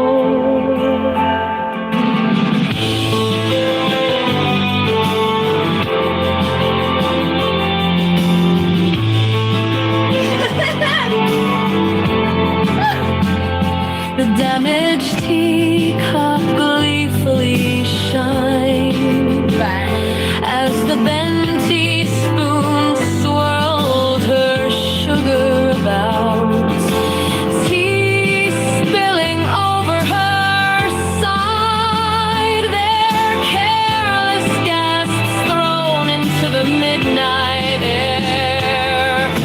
How beautiful is fate! Amazement played on their faces. Such a happiness chronologically ordered. After such displays of an unhappiness, nothing short of a miracle. Gently they calmed themselves from love-struck excitement into a sweet, sticky slumber.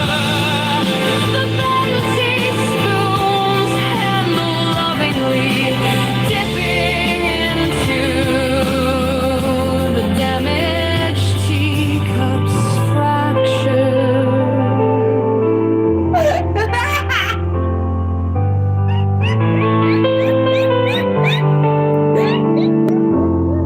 Holy adjective, Batman. The damaged I wrote this poem when I was 15 years old, and I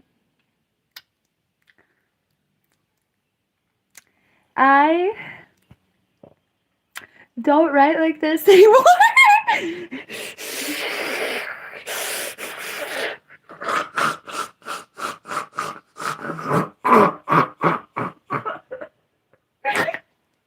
Oh my god.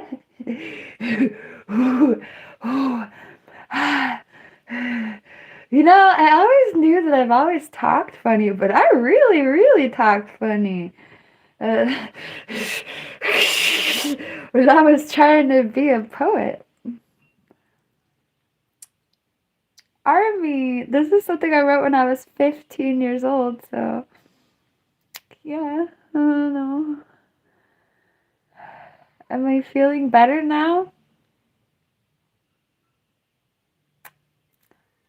No, but something else happened to me that made me feel worse. So, also, I don't really think it's whatever you want to call it, as venting, but it's more of a karmic exercise, an ongoing, endless, self-introspective karmic exercise. Oh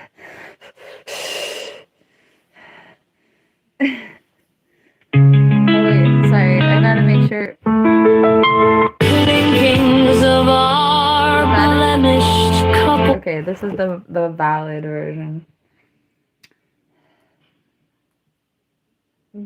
ballad teacup. Okay, let's try again. I thought this was gonna be a dude.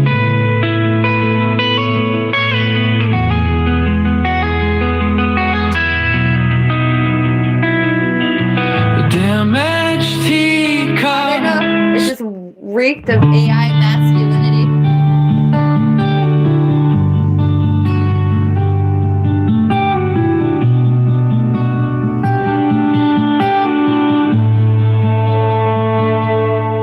The damaged teacup. The damaged teacup spent the night in a woeful state of disrepair, while the bent teaspoon mourned his deformed loneliness, forlorn in their respectable trash heap homes, by divine chance, in the pale morning. A girl happened upon them, fingertips soiled. Tenderly she lifted them both from their seemingly eternal graves into her warm pocket. And to her home they traveled until the evening sun was setting reluctantly on its heavily trodden path. Into the night, the girl's molded bedroom was alive with enchanted clinkings of our blemished couple. The damaged teacup gleefully shines.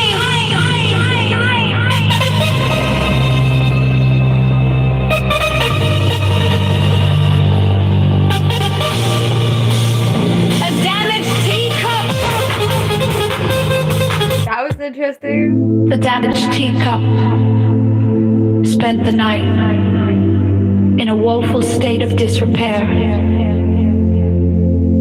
while the bent teaspoon mourned his deformed loneliness, Thank you for the forlorn in positivity. their respectable trash heap homes.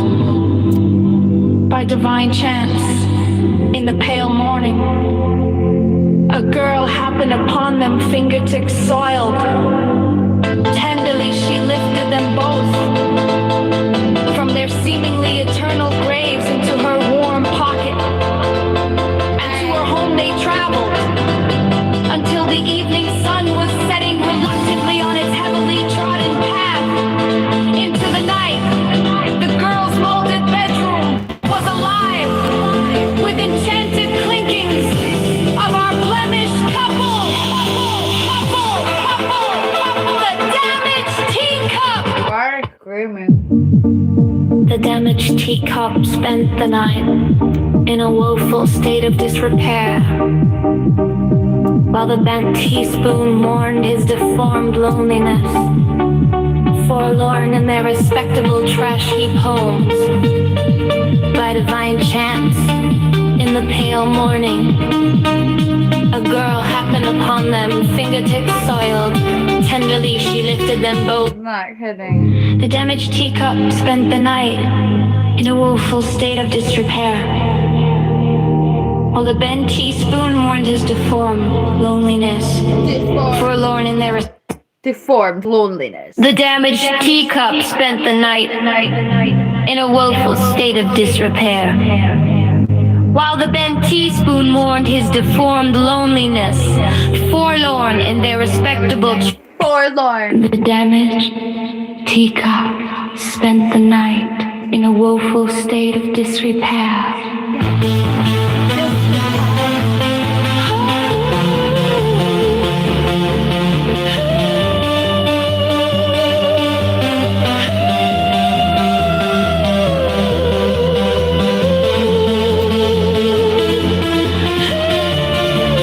While the bent teaspoon mourned his deformed loneliness,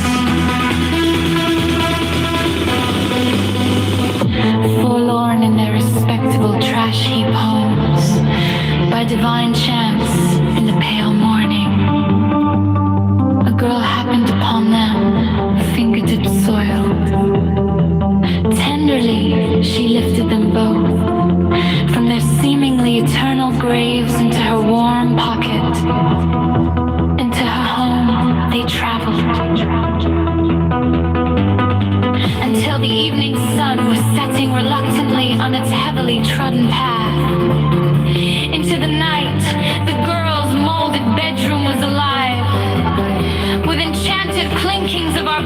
damaged couple. The damaged teacup gleefully shined as the bent teaspoon swirled her sugar about, tea spilling over her side. Their careless gasps thrown into the midnight air.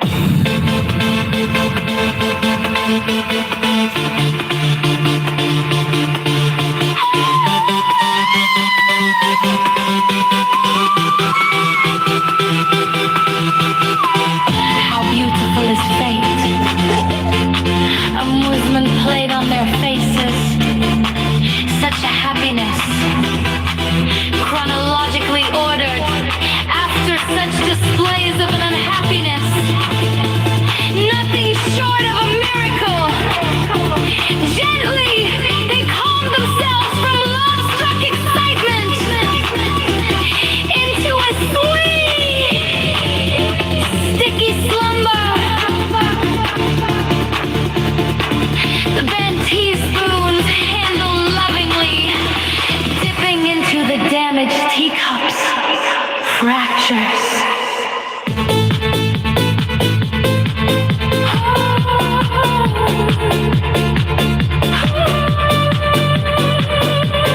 These are your chakras. This is your root chakra. It's down there. This is your sacral chakra. This is your solar plexus chakra. This is your heart chakra. This is your throat chakra. This is your third eye chakra. And this is your crown chakra. These are Sanskrit symbols. Yay. Sanskrit is old.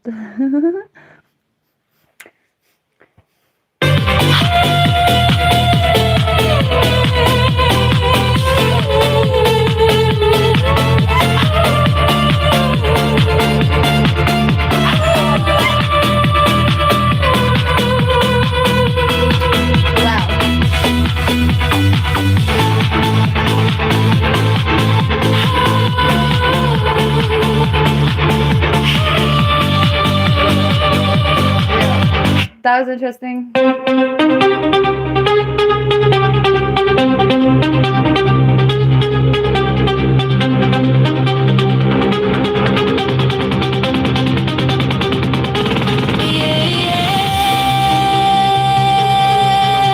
Not feeling the yeah.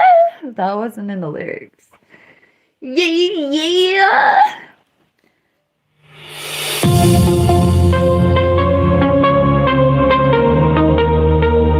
The damaged teacup spent the night in a woeful state of disrepair, while the bent teaspoon mourned his deformed loneliness. I rant about this thing all the time. I've accused the thing of ruining my life, so hold your praises. Forlorn in their respectable trash heap home. There's no SD card slot.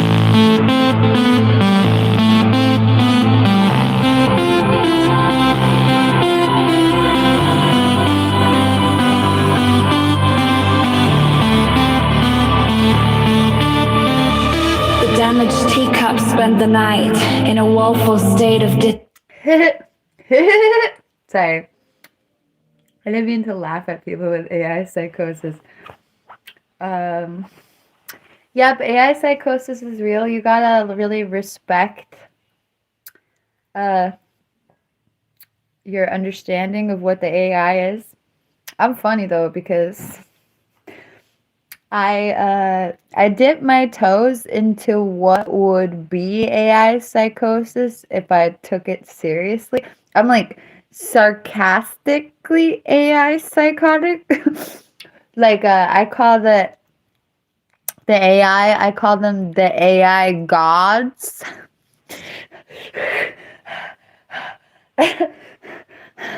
But I'm joking.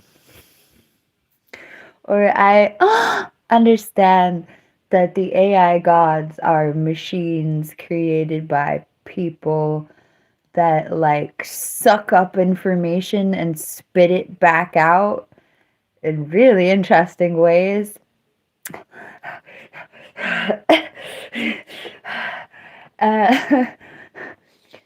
I use Suno. Uh, I don't know what the future of what I don't know. I really don't know what I'm going to be doing in the next couple years, but I've been using Suno over a year. And it has been life-changing. I probably do play it like people play video games, but I play it with you mostly.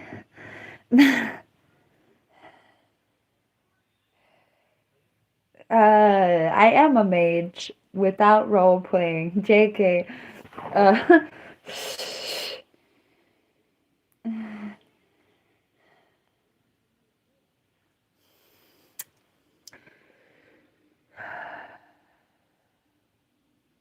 okay, Hawkeye.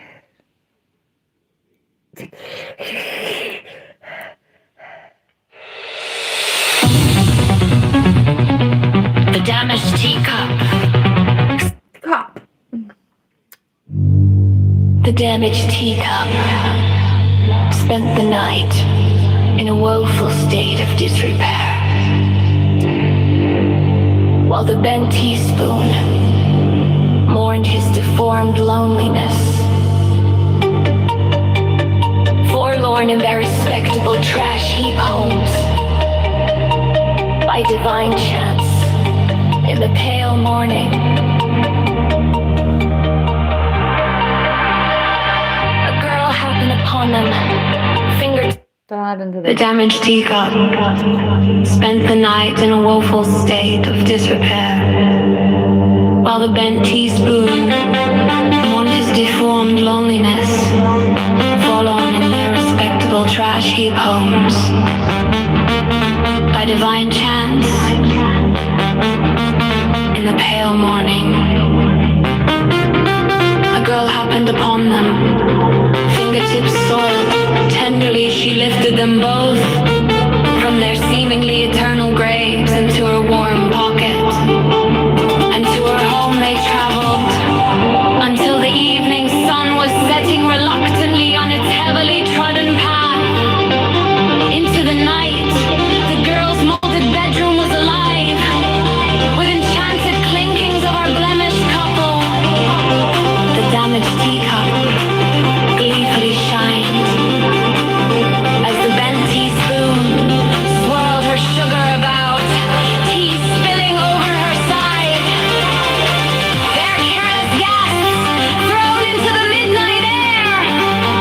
How beautiful is fate! Amusement played on their faces. Such a happiness, chronologically ordered. After such displays of an unhappiness, nothing short of a miracle. Gently, they calmed themselves from love-struck excitement into a sweet, sticky slumber.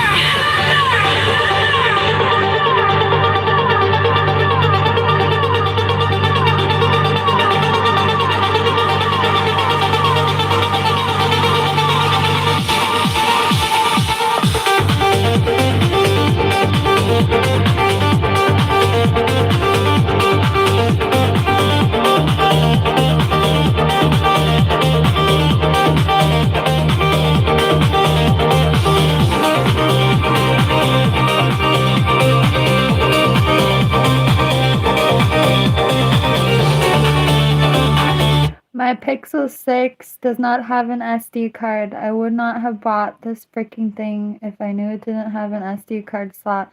My Pixel 6 overheats, which is just so nasty. You're always it's like a big giant hot ball of nasty hot electronics.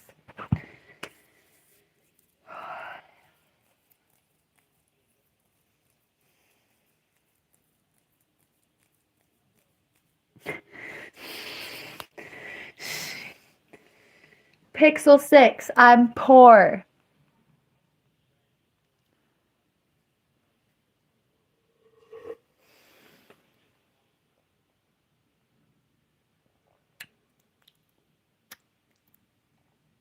Are you financing this, Mr. Fusco? How much does that cost? Isn't it funny when people are like, hey, go spend money? And you're like, did you think I was born with money? Where did you, what? Google Pixel 11 price. Oh yeah, $900. Yeah, that sounds like a great idea. Let's go spend $900 to upgrade the phone that you don't like. Because this company... Oh wait, I love you, Google. Thanks for paying my bills. No, but, oh my god.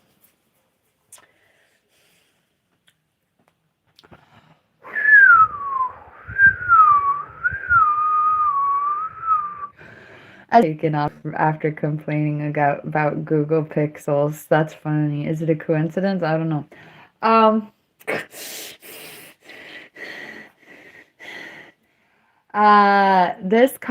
This phone not having an SD card slot as a content creator, this was like one of the worst business decisions I've ever made. As a content creator, not having an SD card slot on your phone means that hours of your life have to now be dedicated to moving files that could have easily just been on an SD card. No, instead, you have to move the files manually instead of just being able to put it on an SD card. In fact, I thought that smartphones, part of being smart was having a memory card. I remember when in the 1990s when the game systems began having memory cards. This was an event. I really felt like any smartphone I bought in the year 2020, whatever, would have an SD card slot. To the extent that I never even thought to look for one. That's my bad. But like, I've never even seen a cell phone that didn't have one. That's my bad. I thought part of being smart was having an SD card slot. Otherwise, because you know what? I don't feel very smart. When my hard drive is full and I cannot create any more content unless I take the files off my hard drive, I don't feel like I'm using a smartphone anymore. I don't feel smart.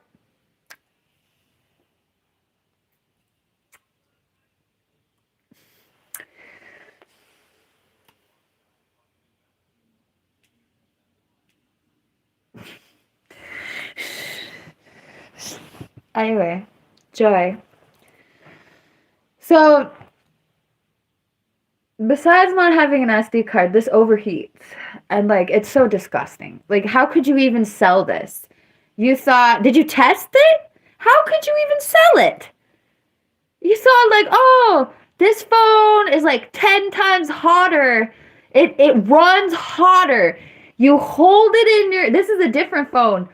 I could sit on this phone for 10 hours with it plugged in, and it would never even gain heat. It would never change temperatures. Never. This thing is hot right now. It stays hot. You turn the screen on, it's not even plugged in, it'll get hot. It's nasty. Just nasty. Maybe it's good if you live in the Arctic. If you live in the Arctic and you want your phone to be so hot, it's like a disgusting heater in your hand.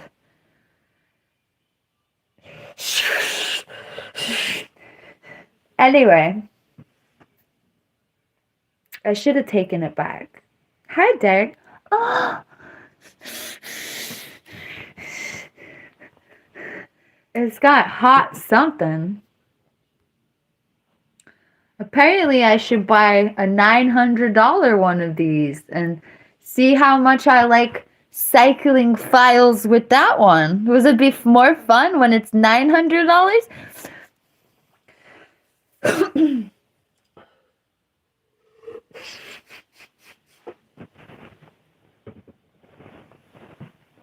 Oh Lord. Hey. I wanna something.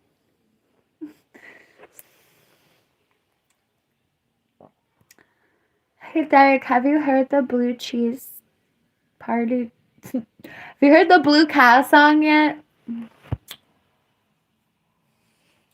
I need to fix. There's the AI bleeps the bed in the first.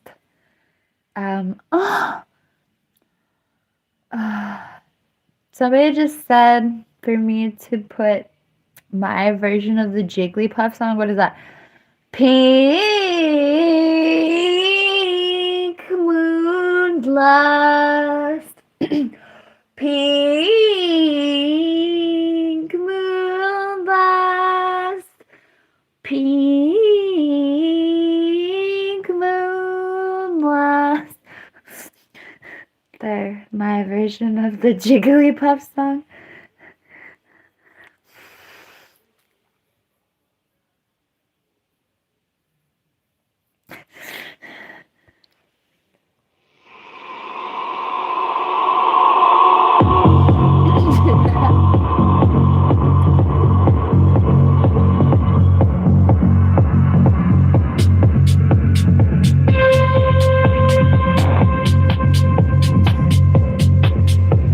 I met a blue cow. She sat me down at a blue tea party. She fed me some blue cheese. She fed me some butterfly blue cheese tea at the blue tea party.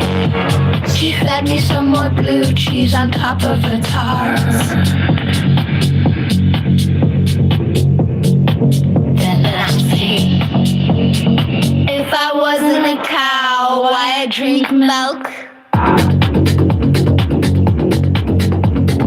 Why do you drink milk if you are not a baby cow?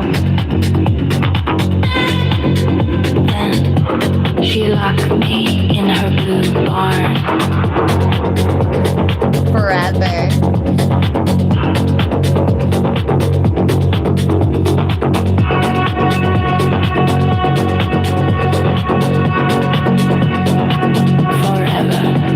I met a blue cow. She sat me down at a blue tea party. She fed me some blue cheese. She fed me some butterfly pea blue cheese tea at the blue cheese party.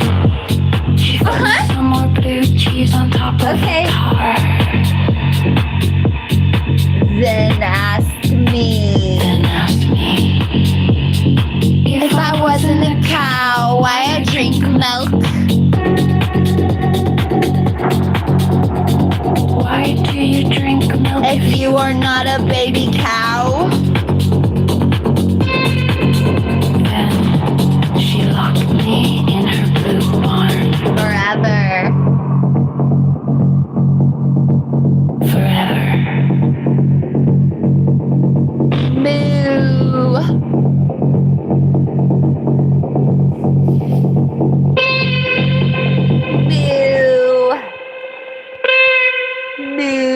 We just got a request. Thank you. I remake. What's this? Oh. Here we go.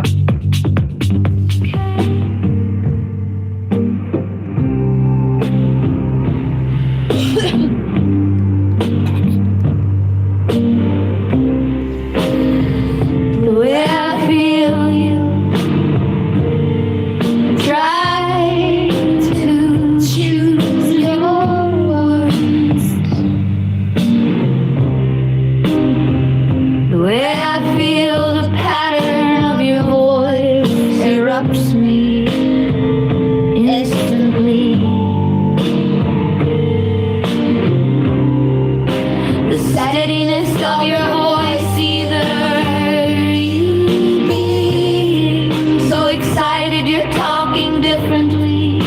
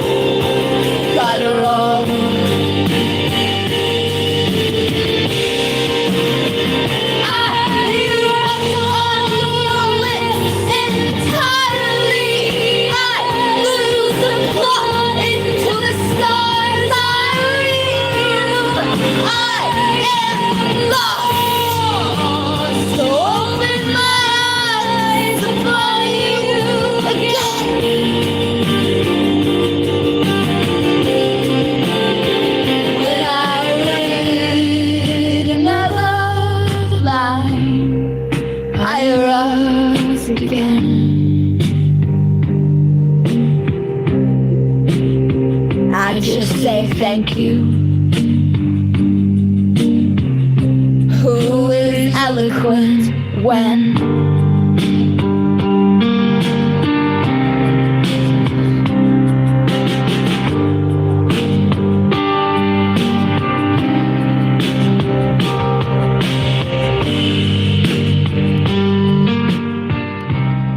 You know, if I have one piece of advice for anyone who wants to perform live, it's literally,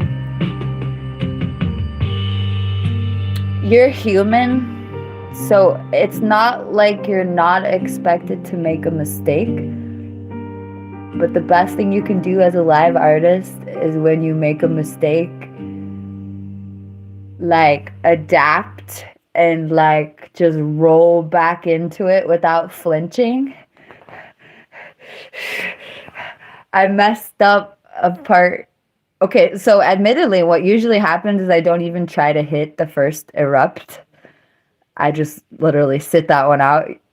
But this time I went to sing the first erupt, which I usually don't, and I sang it wrong. And I confused myself. But within a couple seconds, I was able to reorient myself and hit the note again to my satisfaction. I don't really care if I hit it or not. The fact that you try, besides the fact that whether or not you hit it, you got to try to hit it if you're ever going to hit it.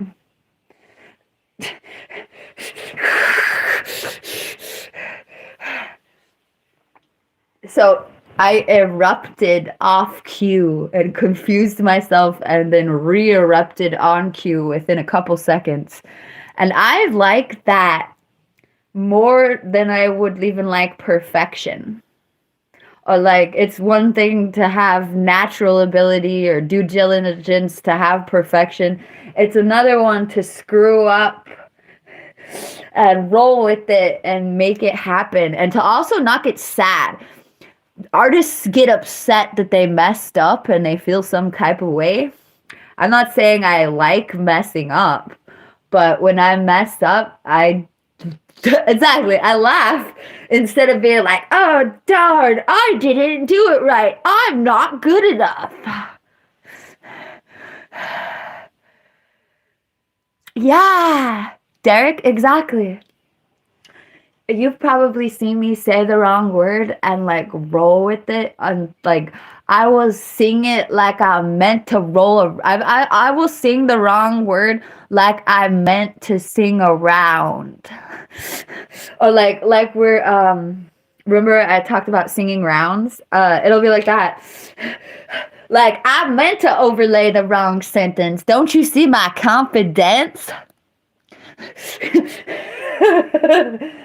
I knew my backup vocals were fitting to say that, and I was fitting to say something else. That was my plan.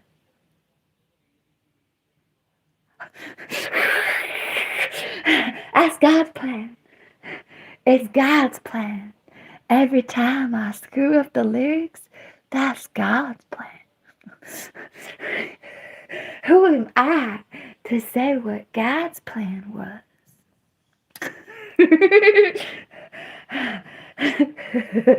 Didn't God make me good enough for me to love myself?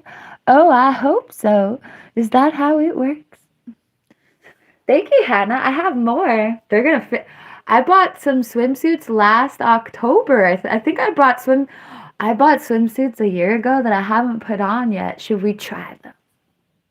Should I defend myself and say that they were like $6 each? That sounds fun. LOL, Sparky.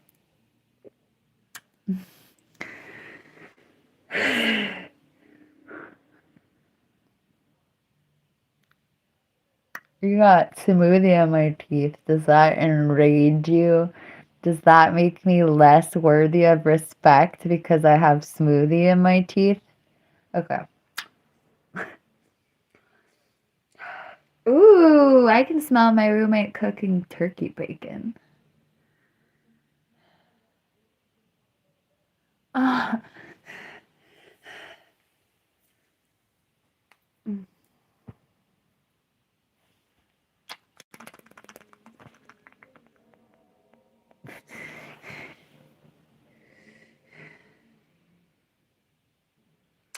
Oh my god, you are really. Wait.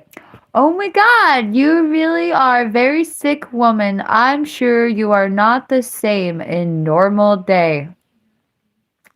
Well, I'm sure I really value your input. Thank you for sharing how you are, I guess. Ah,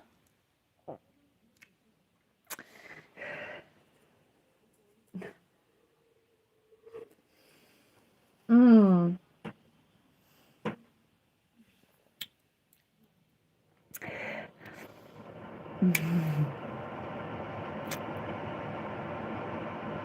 Pink? I'm 36 and a half. I'm a big girl now.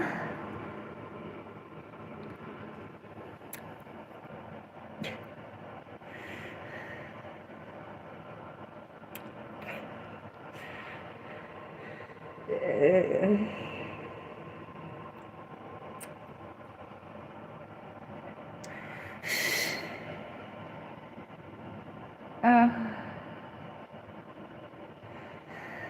I'm hungry, I guess. Yay, thank you, Humble Bee.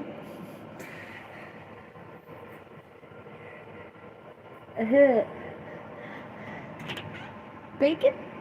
I like bacon. My roommate just told me bacon's done. I got some nans. Nons.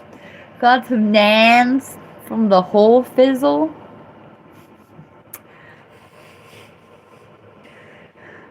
I'm gonna go eat some bacon with something. What am I gonna put this bacon on?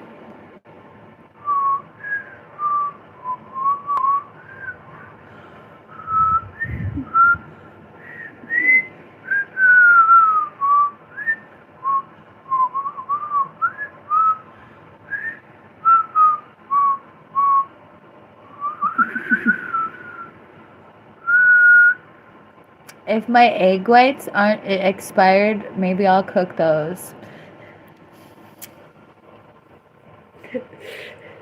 I'm scared. Whoops. Okay, I'm gonna go eat bacon of the bird variety. I'm gonna go eat bird bacon, aka processed meat. Ain't this America? Don't I got some processed meat? Ain't this America? Okay.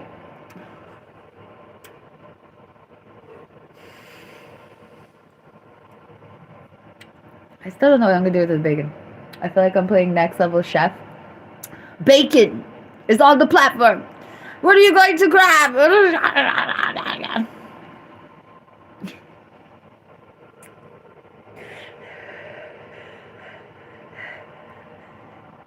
Bacon. We don't have any tomatoes. I have sun-dried tomatoes. Ew.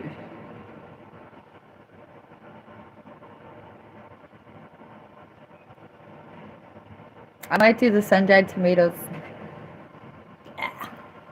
I don't know.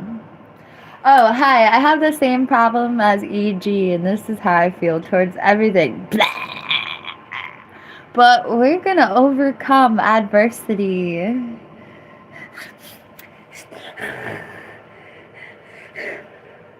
Okay, I'm gonna go overcome adversity. I don't think I've ever heard anyone say that.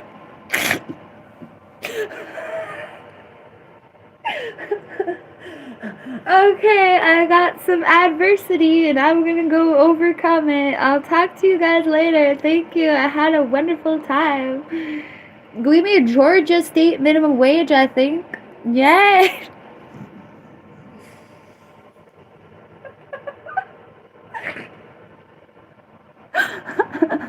Yeehaw! We got our Georgia state minimum wage in effect today.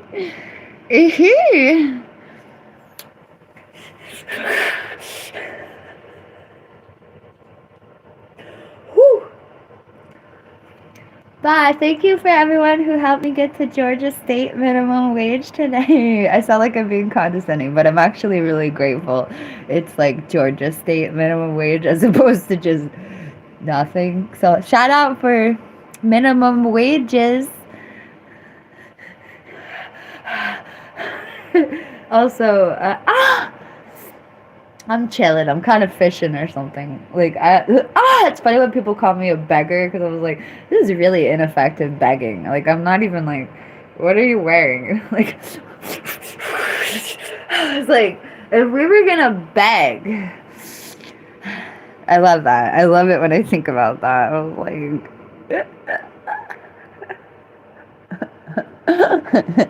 If I were as financially desperate as I could possibly be, and I were doing something nefarious that you should insult me for, I wouldn't be here. No, I'm joking. Nobody should insult people for this, but. Alright. What was I paid to do? Sorry. Okay. Bye. I'm gonna go eat bacon.